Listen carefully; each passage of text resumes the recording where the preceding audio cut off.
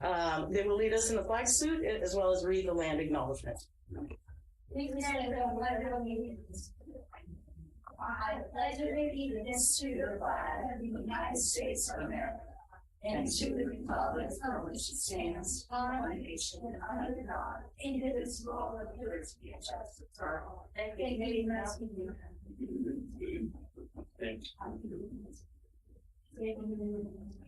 I'm going to be the land acknowledgement. The Pacifica School District acknowledges that we gather on the unseen and ancestral homelands of the Ramaytush people. As guests, we humbly extend our gratitude to the Ramaytush policy of the community. We recognize that we benefit from living and working on the traditional homeland, and we affirm the sovereign rights as First Peoples. As the original stewards of this land, the Ramaytush Ohlone understand the interconnectedness of all things and the importance of maintaining harmony with nature. Likewise, Pacifica School District needs to teach in their school community to be responsible stewards of this land. Sunset Ridge has taught me many new things about that I couldn't have been able to experience in other ways. I've learned how to harmonize with my peers and make the world a better place. The Sunset Ridge community is so supporting and inspiring. Here at Sunset Ridge, we not only teach school subjects, but we also teach children to be the best they can be, like being kind and respectful to adults and peers.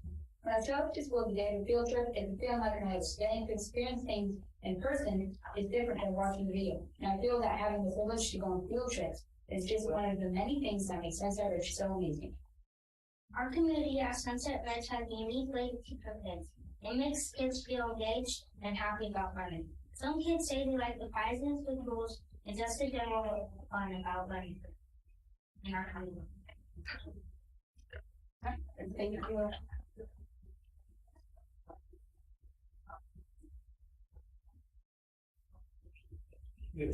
Excellent. Thank you for your presentation. We would love to have you stay, but we may be here until 11 o'clock tonight. This is a perfect time to just one out if you'd like to go home and get started on your homework or have some reading time. Thank you, guys. Thank you, everybody. Thank you. Great job. Oh, guys. Thank you.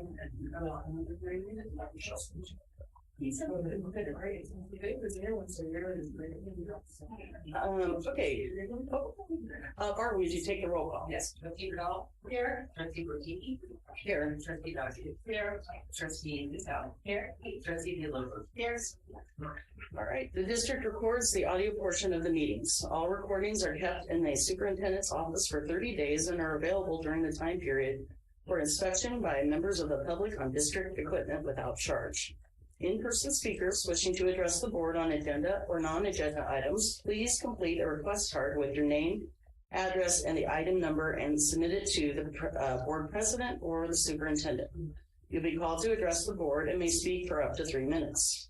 Virtual speakers wishing to address the board on agenda or non-agenda items, please submit the your first and last name and agenda item you wish to speak on in the Q&A area of the webinar.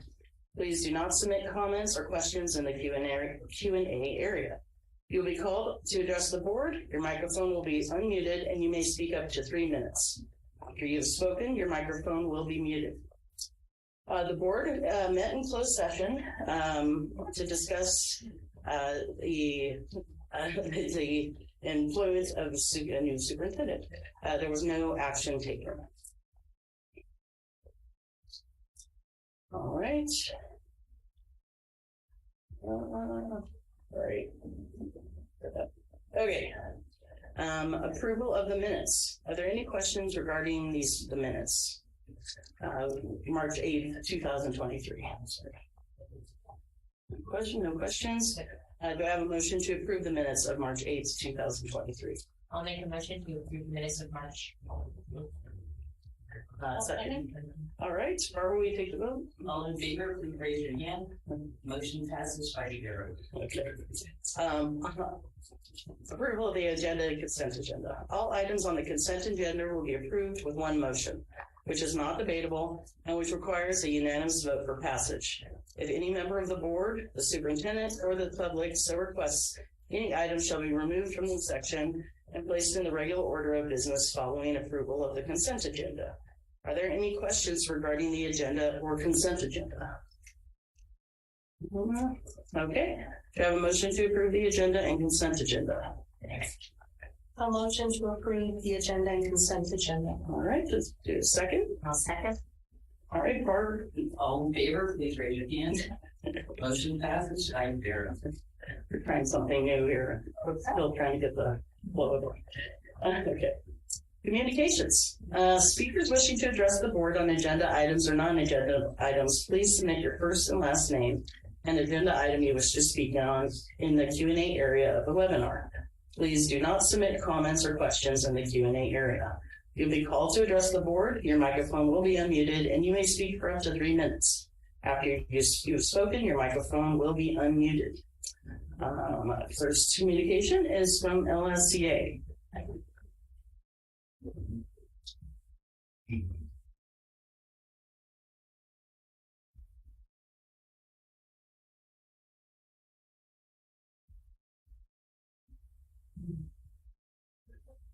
Hold on.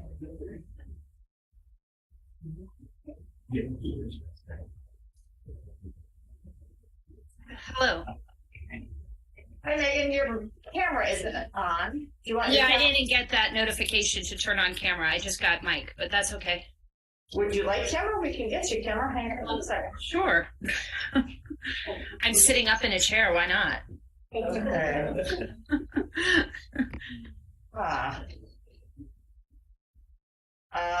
So I actually. It's okay. It's okay. Okay. Yeah, it's fine. All right. So let me get my windows here correct then. All right. Oh, here we go.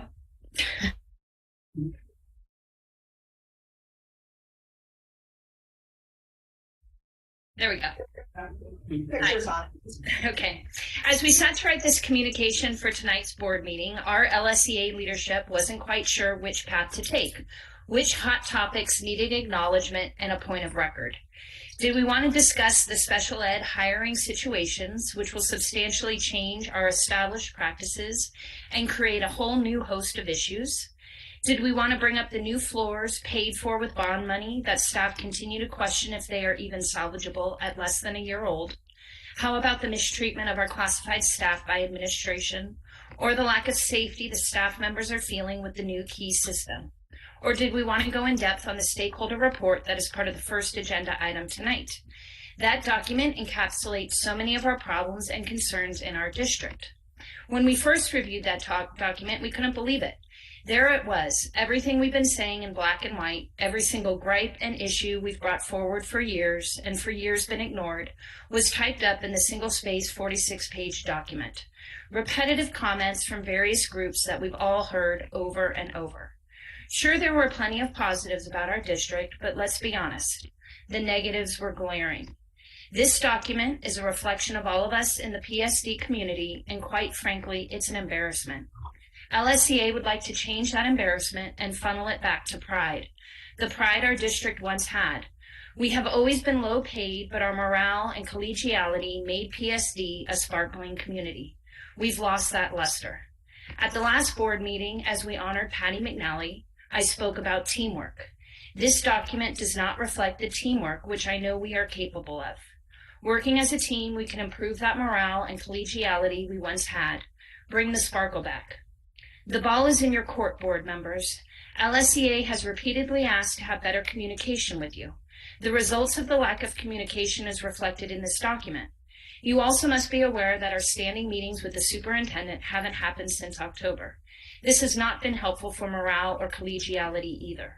Hopefully, you will encourage the new superintendent to reestablish this practice. LSEA and CDSEA leadership would be more than willing to work with you to start ticking some items off this list. We'd be more than happy to join you in a work study session focused on brainstorming simple ways to improve all of our morale. Having open and honest conversations with all stakeholders can help establish a foundation for our team so we can bring back that sparkle. Thank you.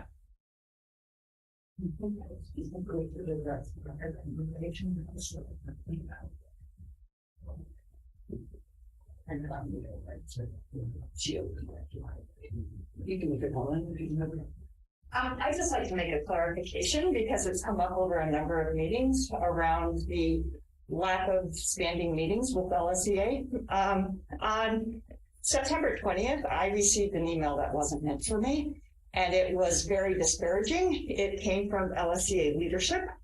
I instantly wrote back to the individual that sent it, as well as President Ellsberg, and obviously there were many apologies for that. However, I've invited the LSEA leadership to meet with me on at least 3 occasions to talk about how we could better communication, and that has not yet happened. So I just wanted to clarify that because there have been a lot of inferences in terms of my not meeting with LSEA. So that's the end. All right, thank you. All right, so next speaker is from CSCA. Thank you. Hello, my name is Nicole Sayers and I am the president of CSCA. Tonight, I have no one to welcome because we have not hired any CSCA employees. I would, however, like to acknowledge the CSCA Above and Beyond recipients. The Above and Beyond recipients for April 2023 are Angie Acuna and Beth Smerden. Angie has been dedicated PSD employee since 1994. She has held various positions during that time, but is currently the Administrative Secretary for the Educational Support Services Department. Consistently going above and beyond is a perfect description of Angie's dedication to our district, and she does everything with a smile. She even makes sure that all the employees are fed on the Pacifica School District professional development days. Beth Smerden has been a paraprofessional at Sunset Ridge since 2013. In addition to her hard work helping our students with their learning, reading proficiency, Beth also donates wonderful books to our students out of her own pocket. Her kindness, hard work, and generosity is much appreciated.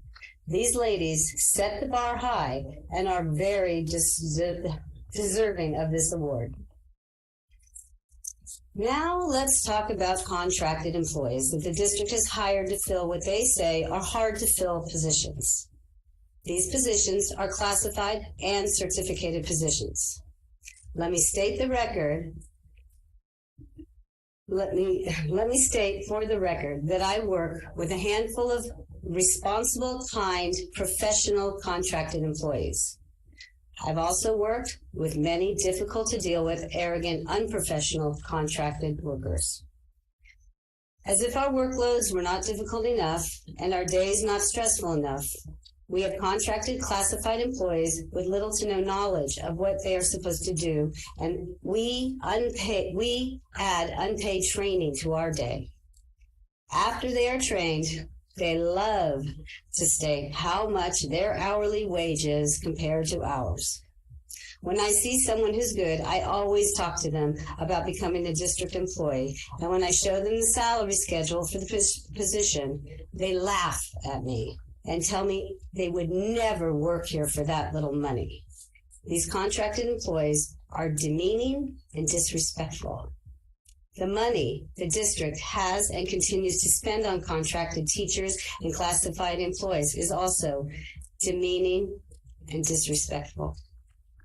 The district says they are having trouble filling positions because they cannot find qualified candidates. CSEA believes there are 2 reasons for this. First, our wage scale is too low to attract qualified candidates who have no connection with Pacifica. Second, we have managers and administrators in FM&O departments that do not treat our classified staff well. I've been involved in at least 9 disciplinary actions since the beginning of the school year. Whether it's a verbal warning or a written reprimand or progressive discipline, it is just about every month with one or another of the workers. One verbal warning, summarized, stated, "You will." You will. You will. Further instances of misconduct will result in disciplinary action up to and including dismissal. This was stated to an employee who has been here over 5 years. I went to an actual meeting, and the facilities manager stated that the CBO was looking out the window and did not see one of the employees' cars. I asked him what he was inferring. He actually said he didn't really know. So I'm just wondering why it was brought up and why a six-figure administrator would be looking out the windows to see who is parked or is not parked, instead of looking into grants to fund school projects or looking for other ways to provide sufficient wage increases to teachers and classified staff. They're written up for having a messy van, but they don't really have time to clean them. They are written up for not responding to verbal requests immediately when they are already out there working. 1 week ago, on a Friday, a worker was completing a work order and went home at the end of the day. The facilities manager called the employee back to work after he already arrived home in Burlingame. The facilities manager told him that he needed to set up some tables for the next day's activities. Nowhere in the day did the manager check on the employee or relieve him of the work order to do the tables. But the employee came back and completed the job. Neither the CBO or the facilities manager sent the overtime paperwork link to the employee so he could receive his travel time and overtime. Luckily, I was in a meeting on the following Wednesday. It was a disciplinary meeting for that guy, the guy that set up the tables, and I brought up the timesheet link, and Carla very quickly sent it to him. But I shouldn't have had to bring that up.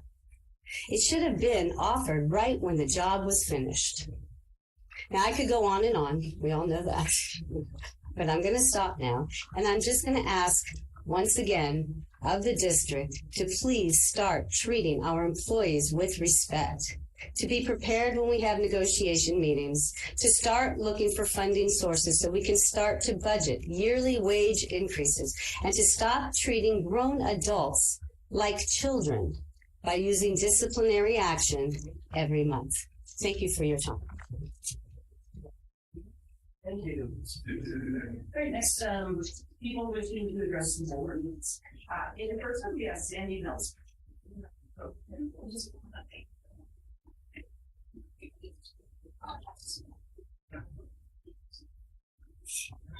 If we can do this without hopping away here.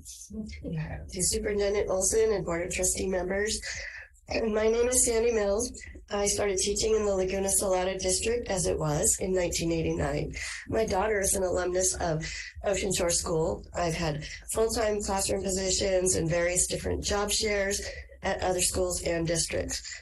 I remember the very first parcel tax, I believe in 2008. At that time, the purpose of the tax was to attract and retain highly qualified teachers and support science and music programs for all grades. 15 years later, sounds very familiar. More recently now, there is a shortage of SPED teachers. The county has set up a program to encourage both paraprofessionals and classroom teachers to work toward receiving this credential. I'm asking you to reconsider your decision to not offer Jennifer Mitchell, a longtime kindergarten teacher, a position as resource teacher at Ocean Shore School. She opted to work on her SPED credential on her own time and money. I believe that there are still many teachers in this position who are contract employees, costing the district more, without expertise in collaborating with classroom teachers, as Jennifer has always done. I myself had to go outside the district to find a job that I wanted to do, much to my disappointment. The thing I observed at other districts is that they are missing the community feeling that I've always felt in our district. I'm not sure about encouraging teachers to work on a program, but then not showing loyalty to them is destroying the small town, take care of each other feeling I thought we always had.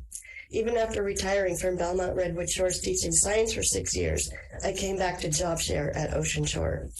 Jennifer has now completed her classwork and is ready to be in the SPED classroom. Doesn't the principal have a say in who is hired at their school. When did that change? When I was hired in 1989, I was interviewed by 2 principals who had openings at their schools.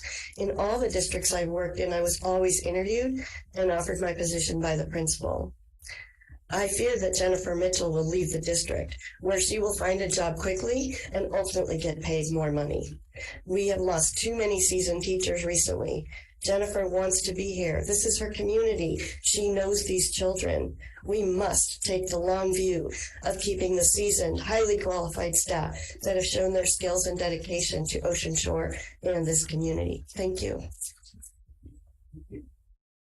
All right, Tim Lowe.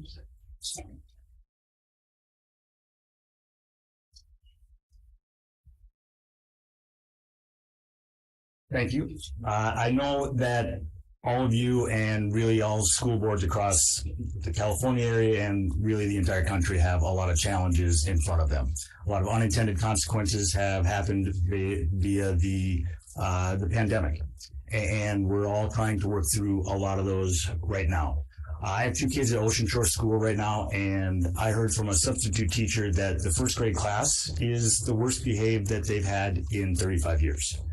This is not uncommon, unfortunately, due to the fact that these kids did not have a lot of social interaction for the last 2 or 3 years. These things require additional counselors, vice principals in order to help throughout the school day. And I'd like to see the school board and the whole community do more to address that. I understand it always comes down to budget and money, but it's something that I think that if we don't do, myself, as well as many other families that have already done it, will take their kids out of the public school district and into private school. I think that is unfortunate. I want my kids to be in public school. I was in public school. I think there's a lot of benefits to it. But I think we really need to double down, especially on the kindergarten, pre-K, first grade, second grade, where half of their life they did not get to spend, for a lot of them, in social circles. That's topic 1. Second topic, there is a head janitor, George Machado, I believe is his name. I have not personally interacted with him, but I've heard time and time again where someone earlier mentioned about the disrespectful conversation. He told a teacher that what was the exact thing? It is below my pay grade to speak to you. All the teacher wanted to do was talk about the fact that Ocean Shore right now has a real janitorial problem. The night janitor apparently is not there for some reason. I don't know if they left, but we now have an ant problem. On top of the ants, we now have a rat problem. These are types of things that we have to get at the base level. You cannot have students dealing with ants and rat feces when they're trying to learn. You can't have teachers having to clean the dust in their rooms instead of doing lesson plans. To me, I find it extremely ironic. A year ago, 2 years ago, think of how far we went to as a community to clean all the flat surfaces. But now we can't even take care of ants, rats. This is something that has to be addressed in the immediacy. If we don't have a night janitor, we expect the parents to come and clean the classroom. If that's what it takes, I'm sure the parents will do it, but that is ridiculous. We are failing our community, we are failing the students, and we're failing the teachers. If the teachers have to teach in this kind of environment, Jennifer Mitchell won't be the only one that wants to leave. They're all going to go to greener pastures. So I would really like to understand what the board is going to do in the immediate future to address the janitor issue, as well as what realistically can be done to address the behavioral issues via not having vice principals, not having school nurses, full-time counselors. I'll cede the rest of my time. Thanks. There's one more online, and then there's one remote.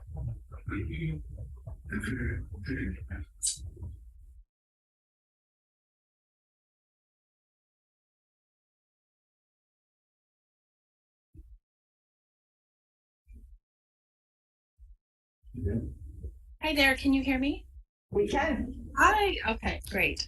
I just was speaking on tonight. I noticed that on EdJoin, there is a principal position posted for IBL. After a number of years here in the district, I found it shocking to know that we have had zero communication with the district office to meet with our staff. This is not the first time that we've had a new administrator position open. This will be my 4th or 5th administrator. I also know that there were 2 administrators hired last year. I know the other sites, and in the past, our site has had the ability to speak with district about our needs, and prior to the positions being posted, feels a bit disrespectful and just completely, lack of communication with us as usual over the fact that we are on our 3rd principal for the year and that there has been literally no communication with us, and the fact that the position has already been posted when that has never been the past practice for other schools or ours, quite honestly. So I just wanted to bring that to attention. Curious if the district was going to reach out to our site or just wait until we have to bring it up as usual for the fact that we are in need of some support, and it would be nice if there was any sort of communication about the fact that we once again are looking for a new administrator, and if anybody was going to speak to us about it. Thanks. All right, thank you, Rachel. Okay, the board, was there any correspondence this week? Let me just go to my email real quick.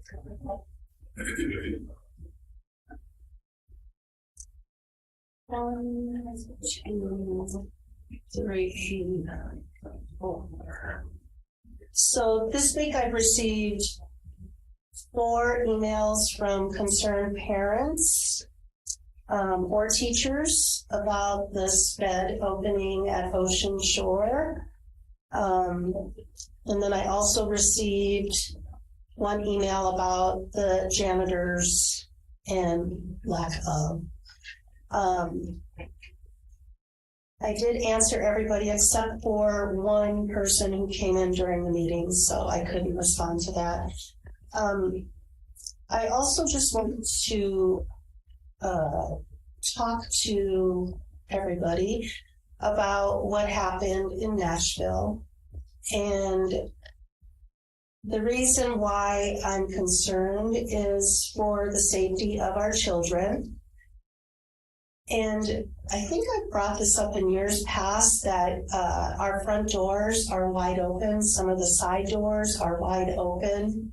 And I know we're getting locks and buzzers, but I think that the board, just in my opinion, needs to meet in somewhat of an emergency meeting and talk about the safety of our kids and locking the front doors and the side doors.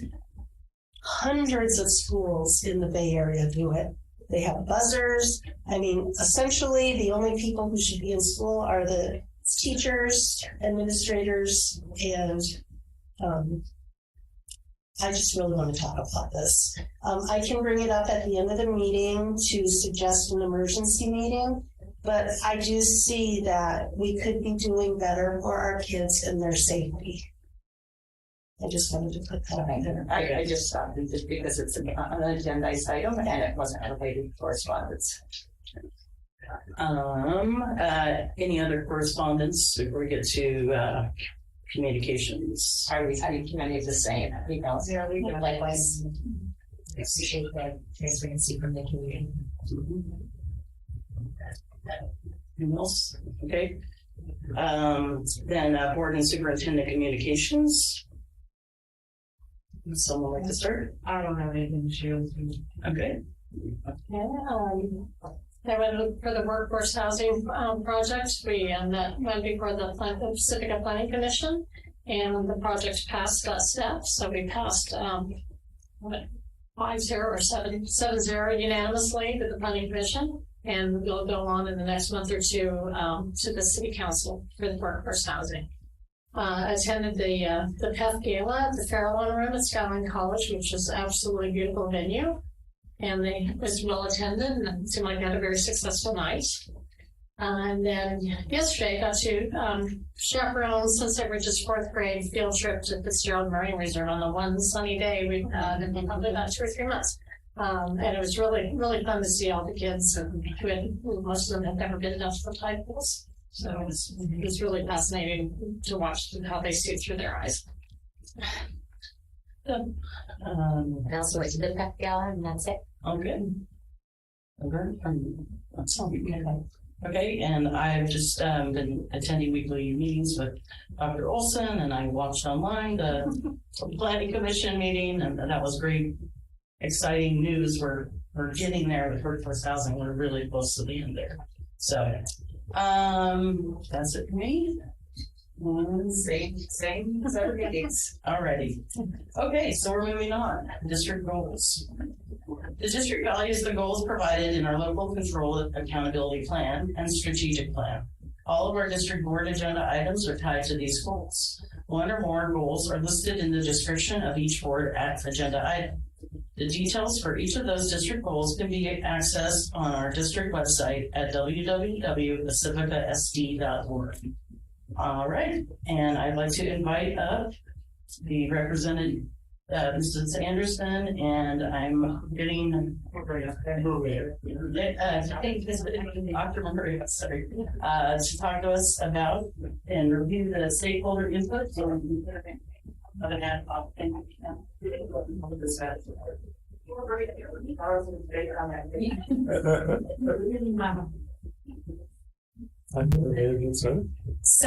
I need to be by this mic, huh? Okay. Yeah. So good evening, everybody. Just good to see you all, and just super honored to be here representing McPherson and Jacobson. We are here to, and again, the board honored to be hired as the contractors to support you in hiring your only employee, which is the superintendent. And we have already begun our process with you, as you all know. We've got a chance to meet with stakeholders. We have applications that are coming in as we speak. The deadline is tomorrow, so this is typically about the time those applications come in. A good chunk of them come in now. But our role tonight is really to give a little overview of the stakeholder input that was shared in the report, and then also talk about, as you go through the interview process, what it looks like to possibly include stakeholders in the process. So those are kind of our 2 big items tonight, and we'll go as quickly as possible because we heard that you plan to be here till 11. I hope not. So Dr. Dan, who is my amazing colleague, we have done several searches together, and so we're super excited to continue this important work, to continue to support leadership through the role of obviously superintendent, but also locking arms with you at the board. And so we do feel it's really important to have input from the stakeholders to give some context of what people feel about the 4 questions we asked. So we are going to give you a copy so you have it in front of you because you gave it back in session. And then also we have copies of the report, hard copies that Barbara will maybe hand to you that if you want to have in the office, and if anyone here would like to grab a hard copy, we have some here for you as well. Okay? And so Dr. Dan is going to walk us through just the executive summary and give a little context as we get started, okay? I realize we took them back from your folks. Well, as Nicole has mentioned, we've had the opportunity to meet a lot of your community. We were also up against weather conditions, and for a couple of our meetings, nobody showed up. And I'll just tell you one reason why. I was leaving one of your campuses one night of one of the worst nights of the storm, and I literally had to hold on to my car handles because the wind was going to blow me down. And I'm no small puppy here, so we were working with that, but we did get a substantial amount of information. Those folks who did attend and or filled out the online survey had a lot of information to give us. Mrs. Anderson, myself, and we have a 3rd colleague who helped us with a couple of the meetings because of time schedules and things like that. So Dr. Shelley Holt helped us as well. We had a number of folks, and you'll see in the executive summary that we had about 112 responses in total to either face-to-face, online, and or surveys that were also on your website. We asked 4 major questions. Tell us what's good about your community, the broader community. Tell us what's good about the district. What are the issues a new superintendent should know about as they come to this position? And finally, what are the characteristics, attributes, and skills one should have to be successful in this position for Pacifica? Now, I'm just going to go through the executive summary. There's a lot of detail. This is a 47-page report. And what we did is we went through this whole report is that the only things that we redacted was anything that was any profanity and any specific names. We tried to not identify individuals. And sometimes that was even more difficult than not. But what I'll go through is the themes that came up from each one of those 4 questions. And remember, the first question was, tell us what's good about your community. And what we heard over and over was location, location, location. And you have some samples beneath each of the themes. And the first one there was a beautiful place to live. And I can tell you that I arrived here myself several times early, and I just enjoyed being in front of that ocean. So yeah, I can see where your community is coming from on that one. The small town feel. Pacific is the little engine that could. And I think that captured it. Very supportive community. If there was a need in the community, we will rally around our own, is what we heard over and over. And then the growing diversity. Pacifica is as diverse as it ever has been. And we heard this expressed in a variety of different ways. Our second question was, tell us what's good about the district and the schools. The first thing we heard over and over, and remember, we talked to teachers, we talked to classified staff, we talked to parents, we talked to various community groups, et cetera, and they're listed in the report later on. But thing we heard over and over, a dedicated and caring staff. The classified staff brings particular strength to the district because of the institutional knowledge that they bring forward, and that we have dedicated teachers and support staff. The whole concept of choice, the fact that parents have a choice of schools and are fiercely loyal to the schools that they do select. Also, parent involvement and commitment. Dedicated parent volunteers, PEF, and Pacifica school volunteers. It also was expressed another theme, collaboration and collegiality among staff. Staff is very close and it feels like a family. And then once again, diversity of students came up. And we are becoming more diverse ethnically, and we are diverse socioeconomically. The third and fourth questions we asked, you'll see, have many more themes to them. And the third question, I remind you, is what are the issues a new superintendent should know about when coming to this position? The first one is low morale. Morale is the lowest point ever in this community. Second, low salaries. We are the lowest paid employees of San Mateo County. Third, the next one, finances are problematic. There are many funding constraints, is what people expressed. The next, relationships are strained. There is an underlying mistrust by the union officials of the administrators of the district office. A minimal acceptance of diversity. Issues around race and other influences. The city is changing its demographics. The next one is excessive hiring of consultants. Too many contracted employees, which is very costly. Next is lack of a defined curriculum. Curriculum, it is really a hit or miss what subject matter the teachers deliver. No continuity between grades. The workforce housing has not come to fruition. Workforce housing project is positive to recruit and retain quality staff, and it might be enticing. Lack of confidence in the leadership. Leadership does know, nor do they follow the union contract, which causes numerous negative situations. Maintenance and operations is limited. Our maintenance and custodial staff get really poor treatment.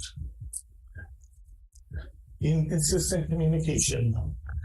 Communication can be enhanced through sharing information on Pacifica's Cares website. Last question. What are the characteristics, attributes, and skills the new superintendent should have to be successful in this district?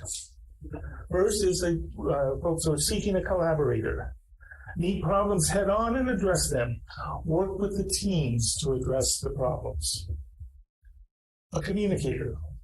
They need to be the best communicator, and they need to be a good listener. Value staff. Someone who really respects teachers and classified staff. Inspire staff. Inspire staff to do better work in a way that is supportive. Person should be visionary. Have a clear vision with priorities considering the low salaries. Have an academic and curriculum focus. The superintendent should focus on the right things, tangible outcomes that benefit every student, like third grade literacy, eighth grade math, and college and career readiness. Next is value diversity, social justice, and equity focused. A problem solver, a servant leadership.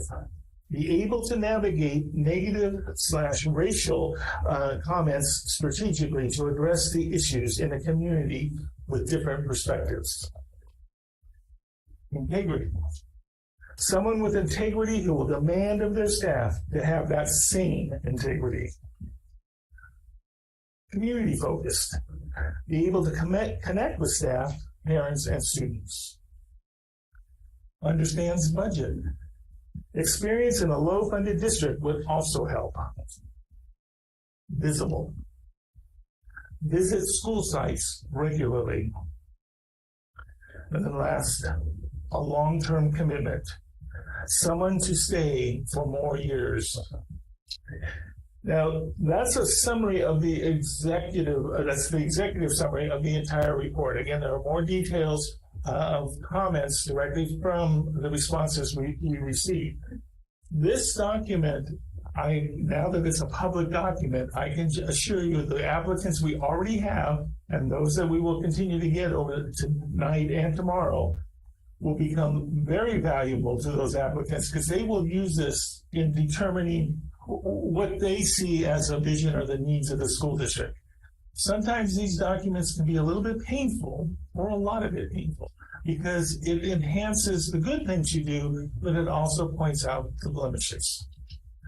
And so this document, for you as a board, hopefully beyond just your superintendent search, could become a working document. And as I can assure you, that those folks applying will also be using this document in their application process. So with that, any questions? Again, we want to thank you for the opportunity. It's always kind of an interesting time for us to go as we move from different districts to different districts. And same 4 questions come up we ask every time. And we learn a lot about the schools in California.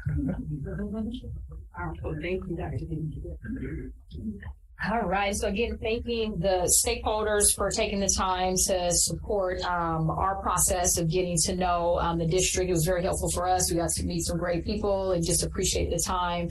Also, just acknowledging all of the staff in particular who work in the district, obviously Dr. Olson and any staff members across the sites. One of the things about doing this process is that the painful pieces that it becomes a space where we open the door to ask people their feelings, right? And so part of the work sometimes becomes very painful because we all are working really hard. Right. I want to just make sure I acknowledge that. Like, we're working really hard. I like to say everyone's doing the best they can. And this is part of the journey when we go through these searches. This process really does highlight sometimes the challenges, right? And every district has them. It's not unique to Pacifica. There's just unique things about Pacifica, but every district we work with go through the same process. And so it is very interesting. But I do want to say this is an opportunity to come together and really talk about the issues versus, I often say, attack the issues, not people, right? Because the reality is this is public education. And almost everything you see in that document, I can change the name of the district, maybe a couple of little things, and they're all very similar. And so I want to say that to you because you also can build upon the great things that are being done here. And this is part of what I encourage you to continue to do is often even I think about public comment, right? And how do we balance, right? Like what is working really well and then also what are the challenges? And those are some of the things that we often try to do in our collaborative spaces when trying to really move districts and the community forward. And so I say that often in many meetings I'm in is, how do we try to kind of balance those, like what's positive and obviously the things that we got to work on. And so I encourage you all as we go through this process to continue to build and really, again, honored to spend the time. And thank you again, Barbara, for, I call it herding the cats, right? And Dr. Olson, I know you're helpful in trying to just help us just get people together. So thank y'all, because I know it's a lot of work. Okay, and so I want to transition to kind of staying in the space of stakeholders, okay? One of the things that our firm really prides ourselves on is having a transparent process, we call it. And when we say transparent, meaning that once we get past the space of having our applications closed, we then go into now having to meet obviously with the board. We'll meet with you all again on April 14th, and we'll start to talk about who has applied and who you may want to consider to interview. And so in that process, obviously you are going to interview the candidates that you select, but also there's an opportunity to have stakeholders be a part of a panel process and allow stakeholders to do some interviewing as well. And so what that is called, typically we think of it as another committee, right? So you all have committees that you appoint. Sometimes we call them an ad hoc committee. And so in this process, we want to get from you an indication that you would like to include stakeholders in the process around doing an interview panel as well. And so what I want to share with you is kind of how you would select who that would be and kind of a process for it. But I just want to pause and see if that is what you all are open for in this particular space. All boards don't do this, by the way. Some boards like it as a closed process, they call it, where it really keeps it confidential to the end. And so I do want to say sometimes people are very leery of it because it becomes an open space where even though we all sign confidentiality statements to say we swear to secrecy and we were not going to release this information about who applied and what anything that happened in that closed session ad hoc committee space, the reality is that is a great process to allow stakeholders to really get to know, like, who might be the finalists, right? But also giving them a chance to give input to the board, right? Because I think it is also really important to hear like what the community feels as well, while also honoring that it is your process. And I want to always say that really clear. This is your one employee and you do have an opportunity to invite your community to give input, but it is still your final decision. And so as they go through a process, we talk about actually that interview space. No one is ranking who they think is the best, right? But it's really about where they see the strengths of this person and where they see maybe an area of growth or concerns. And that's what you all get to get input on. But ultimately, you are ranking. You all are going to be making the final decision. Okay, and so I'm going to go through what that process could look like. We want to get an indication from the board collectively that you feel you would like to include your stakeholders in the interview process. So I'm seeing some shaking of heads. Yes, yes. All right, good. And we love this process because we do feel that it really does help with the decision making that you get to in the end, but also do understand confidentiality is absolutely a concern. It's often say to the groups, these are people, their livelihood is at stake. And so we never want to breach any confidentiality. And so we definitely will go through a process with the stakeholders around that space. So a couple things since you all are like, yes, we're going to do it. So first things first, interviews, the actual dates. This is super important, is that interviews, we agreed to April 21st and 22nd, which is a Friday and a Saturday.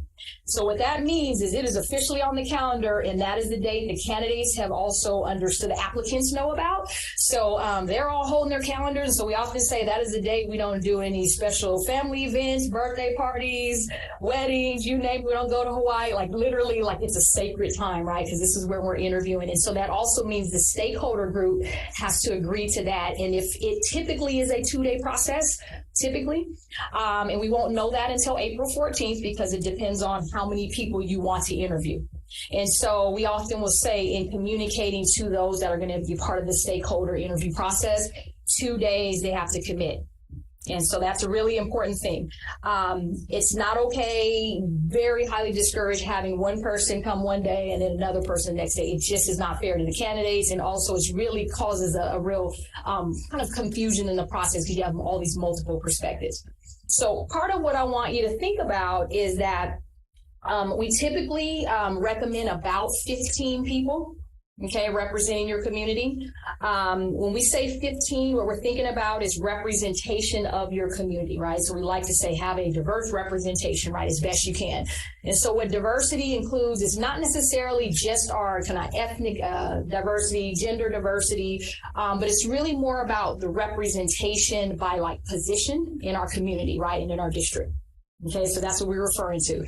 So, for example, we think of if you have 15 people who are going to be on this interview panel, about 7 of them may be what we call district staff, and then 7 would be like community or parent members, and then 1 a student.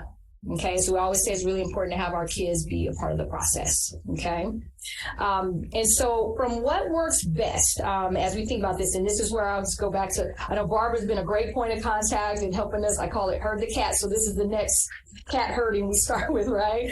And so one of the best ways to create this group, like who is going to be on the panel. Today, we're not going to talk about names, but more like positions representing these groups.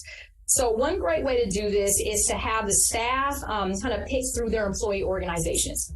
Okay, so you kind of put that out to say, hey, we want to get your recommendations from like your employee organizations, your unions. Okay, so allowing them to kind of give the recommendation of who they like. That typically works pretty well. We also say that, you know, in some spaces, like having like 3 teachers from 3 different grade level clusters sometimes is helpful in that structure. Having 2 classified members, and to say those 2, they're different positions, right? So important to think about it like that, so you have a different perspective there. And these are all just structured. You can make the numbers however you want. I'm giving an example of that composition. You can have 2 administrators, and sometimes you'll say 2 would be 1 from the district and 1 from the school site. So that's a thought. And then also, again, your student members, you all don't have a student board member, if I'm mistaken. So sometimes the boards will select their student board member. In this case, you may think about, hey, reaching out, and maybe the principals have recommendations from their leadership group. I know ASB is something that happens a lot of times in their middle school space. Even though I totally respect our youngsters, I just saw them earlier, right? And they could probably run this district, right? Be clear. But a lot of times boards typically pick older students, right, who are like 8th grade-ish, like 7th, 8th grade. So it's really up to you all. And I'm sure there's some great kids to pick, but definitely having kiddos is really something we recommend. When you're thinking about like site administrators, you can even say like principals, hey, they pick someone. So you may just put it out to all the principals, hey, they volunteer one of their principals. And then also like for district employees, district obviously, it may be that you all say, hey, we want to pick someone from the district office, right? So you have some options, but you can see the composition. You want to have it like representation from those positions at the least. I didn't say also your community, right? So your community definitely should be a part of that. And we got to meet some amazing community members during the stakeholder process. So I'm sure there's some great ones that you also want to outreach to and include in the process. And so when you think about community and parents, right, you have your parent, you all have PTO. PTO, yeah. So having your parent leaders, right, really kind of reaching out and saying, hey, who would they recommend to represent?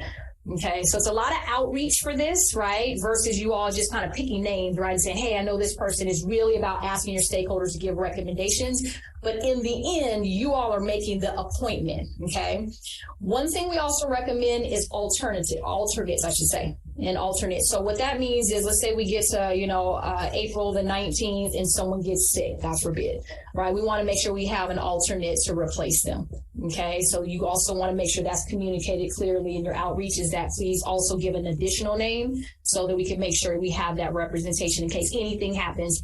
But the main thing is, whoever it is, it's 2 days, right? And that's what you have to communicate now, even though we might not know this until April 14th, which is when we meet with you again. And also that's the day you're going to make your appointment and say, here are the names of the people we're appointing based on what was recommended to us. If that makes sense. Okay. I'll pause there for a moment because I want to kind of go into again what the process looks like when doing the interviews, but I want to pause for a moment just about questions or thoughts you have about the composition of your stakeholders and groups that you want to make sure you have represented, so that we don't miss anyone, right, and exclude anyone, but you all know better about what that representation you'd like to have in that space. So I'm going to pause and see what questions or thoughts you have. I just had total house teachers and parents. Okay. In both areas, I feel we should choose from 8 different age groups. Particularly in parents, we should have a parent that's only been in our school district for 2-3 years at most, as well as someone who's at the end that has a 6th, 7th, 8th grader possibly. Got it. So that we're getting the full parent experience. Got it. Okay. And then teachers, maybe even the same way. Maybe we've got one who's only been working for a district for 2 to 3 years. Okay. And then someone who's been with us a lot longer. Okay. Just so we get a full picture of what people are feeling. That's good to have. Yeah. That's helpful input. Yeah. Helpful input. That's it. Yeah.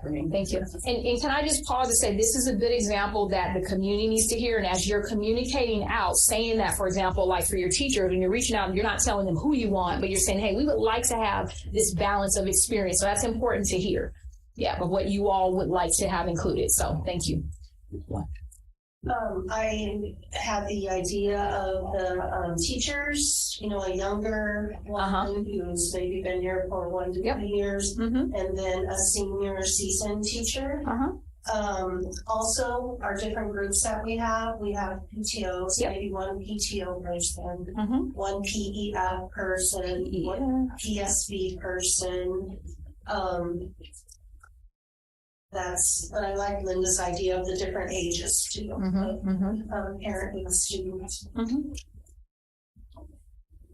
Got it. Okay. Any other thoughts or recommendations, questions? This might already be built in, but just making sure that we have even representation across the school sites as well. Yeah, good one. Yeah. Yeah. And it's tough because the numbers might not add up to that, but I think making sure like somehow that's the case. And that's something you all actually, I think, are going to see in the end once you see all the recommendations come, but that's helpful. Yeah, keep going. Any other thoughts or? Okay. All right.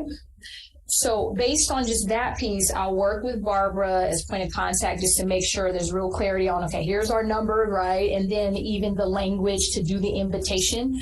And again, just key deadlines for them to remember is April 21st, 22nd, right? That'll be very clearly stated. You have to commit to both days as of now. There will be an update after April 14th meeting, so that gives about another week to let people really know that what the plan is, and also even the schedule. What I did say is a typical day for a stakeholder group is about 8 to 2, 3-ish, depending on like what the schedule looks like with all the different components that you may have on that day. So it's a pretty full day, but it's not into the nighttime. That's the good part, but it is 2 days.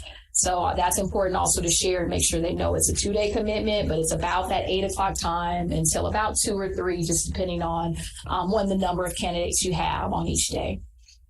Okay. In terms of the process, I want to make sure this is really clear, that is communicated, is that I mentioned earlier it's confidential. So one of the things we do when we get to the interview space is we actually have each person who is either directly or indirectly related to the interview process, they have to sign a confidentiality statement. So that would include the board, right? You all would sign it. It includes point of contact. It includes anyone who is going to be a part of the process, even down to like, hey, they're going to unlock the door and be here here, possibly, right, and not interact per se, but may see candidates. So it's really important that anyone as part of the process signs that confidentiality statement. It also will include the people who are going to do the interview, right, and the panelists. And so we actually start the day off. If I say, hey, the day starts at 8 o'clock, part of that first part of the day is 1 hour where we do an orientation with the stakeholder panelists. And they have to sign a confidentiality statement. It simply states, just kind of all the reasons why, but also that this is your process. And at any point, nothing is to be shared, even though like I might represent, like a principal, for example, right? And so even though I represent principals, that doesn't mean I get to leave and go tell the principal, here's what we did, right?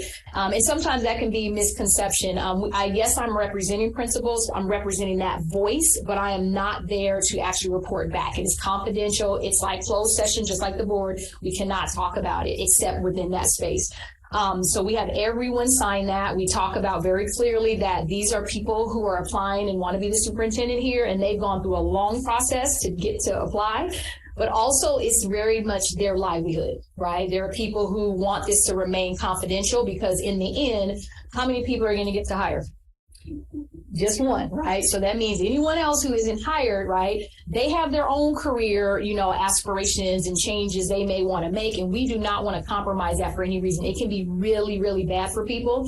And so we are very adamant about it. And so one of us actually are in the interview process with the stakeholders. And so we politely and very lovingly threaten the group that you're signing your life away, but you promise. And I'm laughing, but I'm really, really serious about it. It is something that has to be emphasized over and over, that this is a confidential process and at no time is it to be shared. And if there are questions from any of the stakeholders, we do usually direct them to the board president to say, if you got questions, you're not sure, go ahead and check in.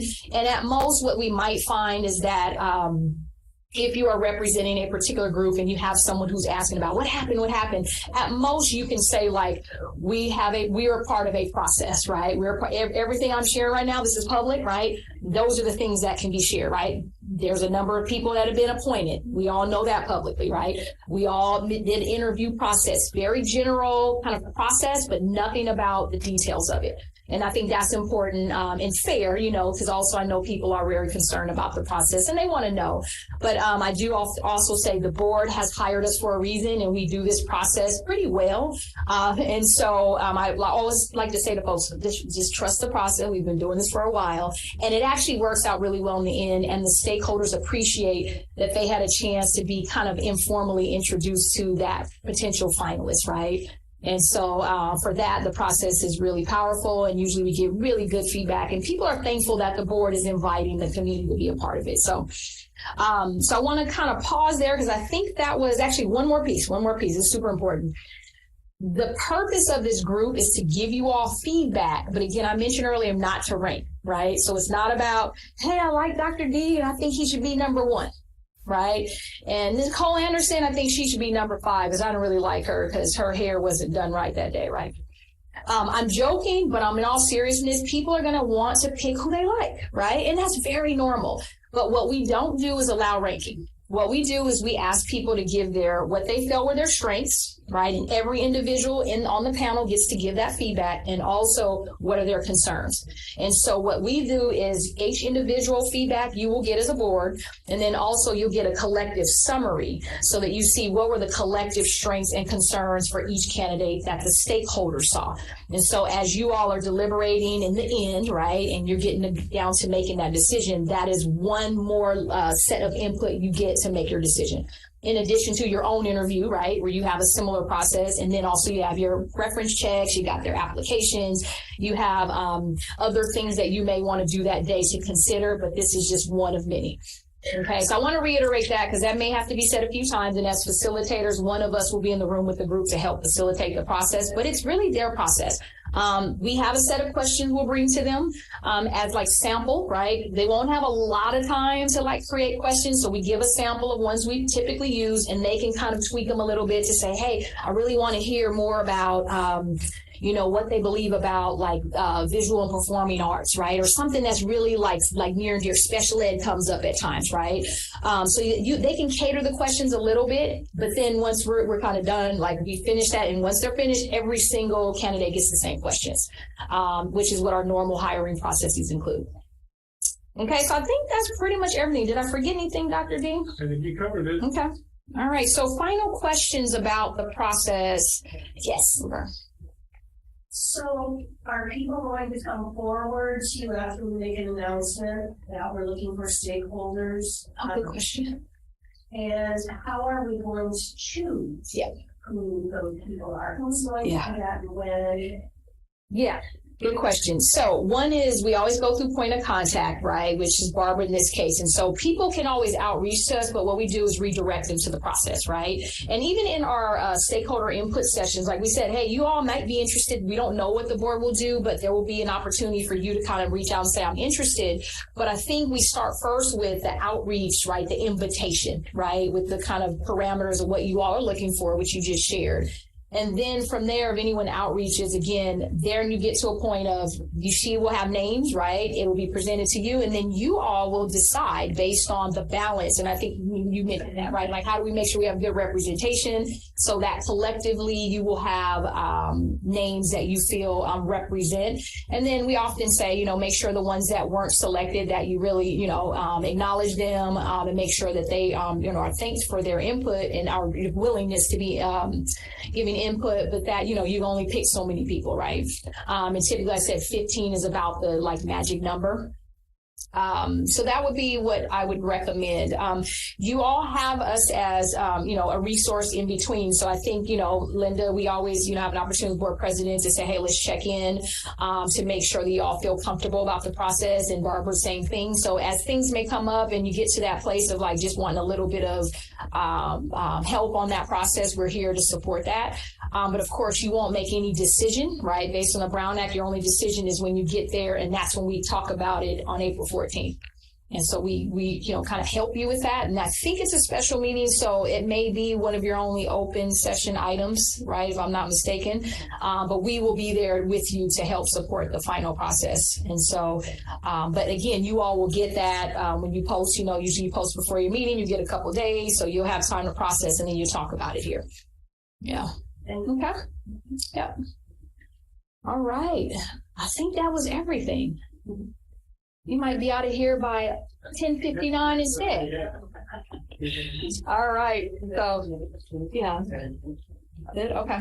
All right. So we'll be in touch. We'll follow up. And if you have anything, you know where to find us. And again, thank you, community members who gave us input. Yes. Thank you, staff, for providing the space and opportunity. We're just honored to get you moving along to the next steps in the process. So, thank you. All right. Thank you. Thank you.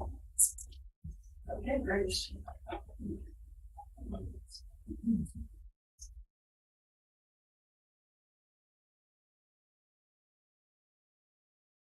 Okay, next we're going to the Personal Tax Oversight Committee annual report. We have a representative community chair. Yes, we're going to bring the numbers up on the screen. Thank you, Trustee Brookie. This is Richard Zoronsky. He is the chair of the Parcel Tax Committee, and he has been on the Parcel Tax Committee since the inception of the Parcel Tax Committee. So thank you so much for coming. We're just waiting until the item comes up on the screen.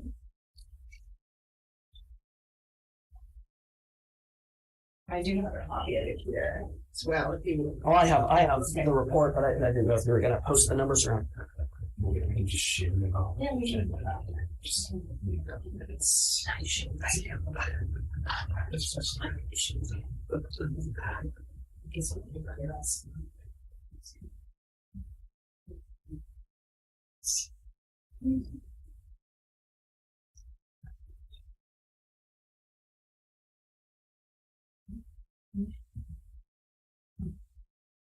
Oh, sure. I wondered if you wanted that open. I didn't have to close it.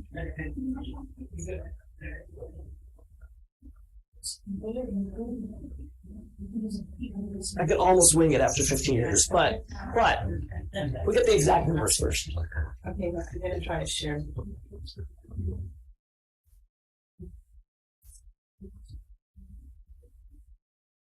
Oh, here we go. Okay. Are you doing I think I'm doing. All right. There you go. Okay, here we go. Yes, I'm ready whenever you are. Okay. You don't have more of an introduction than that. We're just gonna go for it. Go. All right. That's okay. Well, we didn't practice this, but that's okay. Josie and I have been doing this again for 15 years. I'm Richard Zaromsky. I'm the current chair of the Parcel Tax Oversight Board. I've been doing this for about 10 years, probably. I think the first 5 we had a different chair, but I think I've done this presentation every year for 15 years. And I'll report afterwards, but this is going to be my last time. We have a new person coming in, so that's exciting for a lot of us. This is a report from the March 1st, 2023 Parcel Tax Oversight Committee. The committee, as you know, is made up of community members of parent representatives from each of the school sites, and we've been charged to review the parcel tax ballot language, that's the actual language that the citizens voted for, and review the expenditures from the board, which is really over $1 million a year, which is a great amount of money that benefits the school district. We review those expenditures and ensure that the funds are being spent in accordance with the wishes of the taxpayers.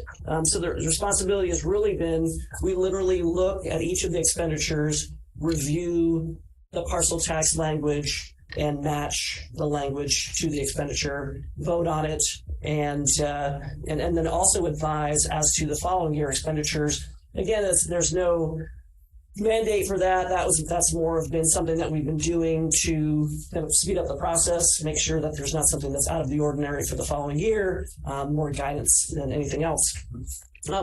We met on March 1st. We reviewed the 2022-2023 expenditures and then the 2023-2024 projected numbers. We reviewed the ballot language. Josie put together a great piece of information that had all of the specific expenditures, that's what I was wondering if we had or not. But maybe we don't have that. Maybe that was not attached here. Yeah, it's not attached here. But we went through each of them. We asked questions about each of the individual expenditures. At the end, we determined that they were within the ballot language this year, as they have been every year. But again, we really do like to go through them one at a time. We found that these expenditures protected quality education and retain teachers by funding teacher positions and provide new teachers with support to be the very best. We found that the funds will help support struggling students by funding counseling and teaching positions and training to meet the needs of every student. We found that the funds were used to support struggling students and engage all students in science, which is really a big push by sending, and this is one time, this was for 2022-23, sending all 5th and 6th graders to outdoor ed for 1 week where they receive a real world experience in science. The budget also included some money to continue garden support throughout the different campuses, which is another science experience for each of the students at each school, where the goal is to have them establish or to develop the students as stewards of our community. And then last, we had the money supported libraries and technology by funding library technicians who support the teachers and provide access to information and both through books and the internet. So again, we completed our charge. We only do this once a year. We have a really great group of folks, a lot of, again, who have been on it for a long time. And so it's kind of a bummer it's only once a year, but we do enjoy it nonetheless. So with that, are there any questions about the parcel tax report for this year? All right. Thank you very much. So next year, I don't know, did we vote yet? I started as an Ocean Shore. Actually, I started as a community member. Then my kids went to Ocean Shore, so for 8 years or 9 years or however many, I was an Ocean Shore representative. Now I'm a community representative. Our current Ocean Shore representative, Christopher Sweedler, is going to take over as chair for next year. I'm going to be stepping down. My kids are actually graduating from high school in May, so it's been really exciting to be on this board. I'm glad that I've been able to help out the community in this regard. So thank you very much. I appreciate it. Thank you. Thank you. Thank you very much. Thank you. 15 years. Yes, my kids were 3. Thank you. All right. Thank you very much. All right. Next, we'll move on to student achievement, formative assessment, iReady update. And I believe we have Mr. Lucy online. There you go. Well, Lucy is joining us online because he has a terrible cough. So hopefully he'll make it through. He's got 4 presentations in a row. The first 3 go to get, at some point, he will want to take a break. Okay. Hi, Will. Okay, hi everybody. Can everybody hear me? Yes. Yes. Okay, so I'm going to. It's the first of my 4. This actual presentation was to be. It was scheduled for March 8th. It got moved back to this schedule, but it actually works in pretty well with 2 other presentations that are going on. This is with regards. It's an informational item, and it's with regards to student achievement and formative assessment, particularly iReady testing. So as with all the presentations that we talk about when we talk about iReady or any kind of monitoring assessment, this is kind of a slide that I like to show at the beginning, that we do have an academic focus at the beginning of the year. And that academic focus is to know where our students are at each year, at the beginning of each year. And then we, from knowing what the students are, we also take a look at the data and the results from these formative assessments, and we collaborate around them. This has been one of the huge positives with iReady, is that we've had embedded within our data analysis is collaboration time, and some iReady people who work for iReady helping us in breaking down our data and looking for areas where we want to define what students need, not as a whole group, define individual needs, and also look at areas of areas that we need to focus on instructionally in our instructional practices, and then providing that impactful support, and that's from this data analysis we're able to plan instruction, and the collaborating is truly based off the data that we're looking at after we've analyzed it. So this particular iReady does have a metric, and it comes from our goal 2, which is student outcomes, academic outcomes. And our metric that we have in our existing LCAP is to reduce the percentage of students identified at risk or not meeting math or ELA grade level standards as indicated on the iReady. And so kind of jumping into this, we are looking at, iReady has 2 diagnostics. They have a reading diagnostic and a math diagnostic. And so the first one we're looking at is our reading, and we're looking at our most recent data. So that's this year's 22-23 year. And when we look at this, and this is a slide that's been shown previously, this format of the slide, we look at window 1, which is our first initial diagnostic that's given out in September. And specifically, if we're looking at that metric, we're looking at those students that are in the red, or the students that are 2 grade levels below or 3 grade levels below. We consider them at risk. So as you can see from this chart, in window 1, we had 27% that were within that. 27% of our students that 1st through 8th that were within that red area, and by the second window we're down to 19%. Our desired outcome for within our LCAP is by 2023 and 2024 that we have that percentage down to 15% at risk or lower, hopefully lower. And And then this is another way of looking at it. I added this slide because it gives you kind of like a little more of a bar look at it. And I almost want you to focus on the actual green areas. And those are the students that are placed at either early on grade level or mid and above grade level. And so when we look again at the fall and the winter of this year, 22-23, you look at that fall, we have 41%.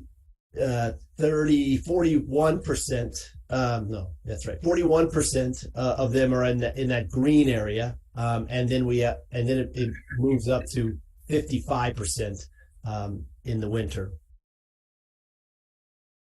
And then this is over grade levels. It's always good to look at this over grade levels because you do see some trends. I mean, if you notice third grade, they in the fall and the winter, they had a large amount of students at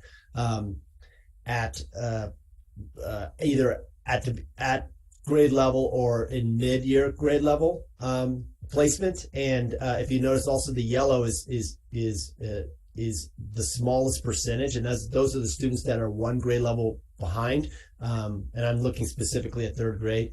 And then they have those red areas. We have, the third, 16 and 8% in the fall, and then 12 and 12 in the winter. But this is kind of a good slide to look over as you go over time. I do want to note that in first grade, there's only two grade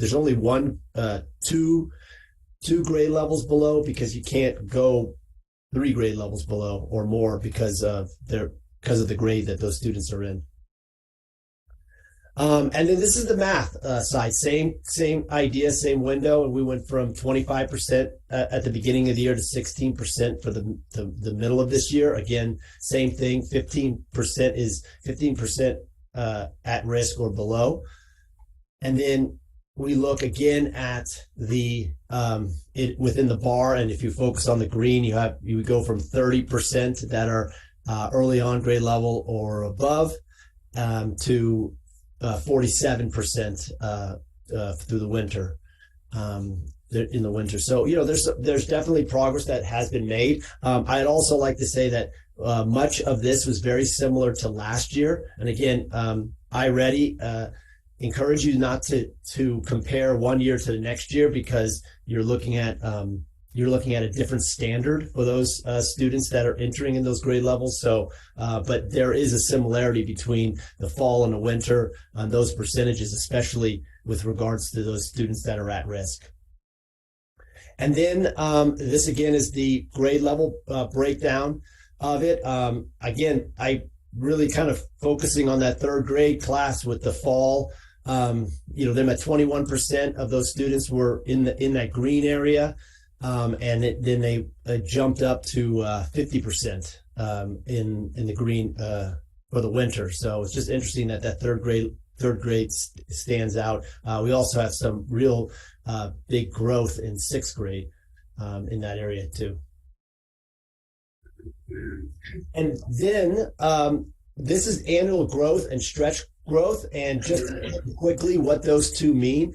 Within iReady, it sets an annual growth, which is a growth that is typical. It's a typical growth that a student should make if they, throughout the year, there should be a typical growth.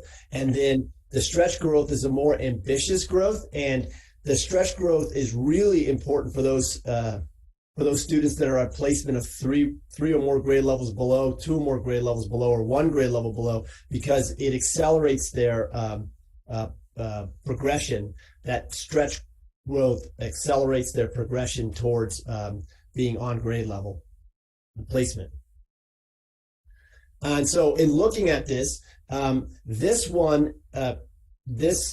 chart here shows that how students are progressing towards typical and stretch growth. But I do want to point out that this is the percent of students that met half of typical growth, not a full year of typical growth, but half of typical growth, meaning that at this point of the year, when this data was pulled, where should they be? You should have, if they were making typical growth, they would be, 100% of, if 100% of them are making typical growth, that means all of the students were making that typical growth and were on their way to making that annual growth. So this is half of typical growth. So if you notice, here is that really high numbers as far as students in the, and again, this is reading, students in the first, second, and even third, and it kind of dwindles a little bit there, but they're all around about 55 to 60% or 50% in the later grades. And then that's typical growth, but for stretch growth, it's really kind of encouraging to see that 47% of those students that were at, I'm taking first grade in particular, 47% of those students were had met halfway through their stretch growth. So those students are on their way to accomplishing their stretch growth goal for that. So that's encouraging. And then this is for math, same thing. And you can again, it's that half of typical growth and then half of stretch growth. Numbers are, that seventh grade in the stretch growth, 26%. That's a bit low, but for the most part, they're all pretty much, about the same, across the board for math. And then this is a chart, again, a new chart that I added, and I want to focus on those two areas. I hope probably it's hard to see because of the font, but this is again, it's reading typical and stretch growth, but it looks at those students that were at baseline placement, meaning at their first baseline placement, at their first diagnostic, they were at these placements. So, for instance, if we look at two grade levels below, so 80% of the students that were at 2 grade levels below placement on their first test were 80% of them were making their annual typical growth, meaning that 80% were progressing towards their annual typical growth. And then 44% of them have already met their annual typical growth of those students that started at a placement of 2 grade levels below. And then you go to stretch growth, and it's the same thing. You have the median, so that's the middle student of that group, and I'll take 1 grade level below. The middle student of that group of students was at 48% towards their annual stretch growth, and then 20% of all of those students that were at that 1 grade level below have already met their annual stretch growth. And then this one is, which I thought is really telling, is the percentage of students who improved placement, meaning if they were at 3 or more grade levels below, they moved to either 2 or more grade levels or 1 or more grade levels by the second diagnostic. So 54% of the students that were at 3 or more grade levels below in their initial placement moved up a level or multiple levels. And then again, 58% and 45%. It is encouraging to see that the higher percentages are in those lower groups, meaning that in reaching their goals, they have to move through those placements to get up towards grade level. So it's nice to see that the ones that were at the lower end of their initial placements were making those moves. And in math, the same thing here. Again, I direct you to those 3 columns.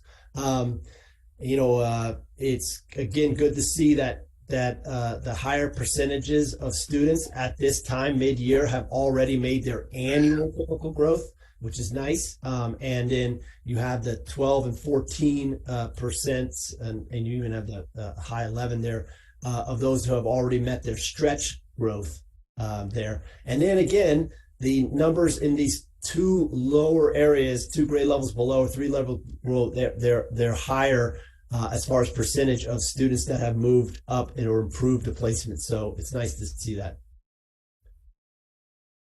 All right, that was a lot of information. And so if you have any questions, please let me know. Are there any questions? Trustee Patel? Yeah, I have a couple of questions. So the first question that I have is on slide 6 for reading.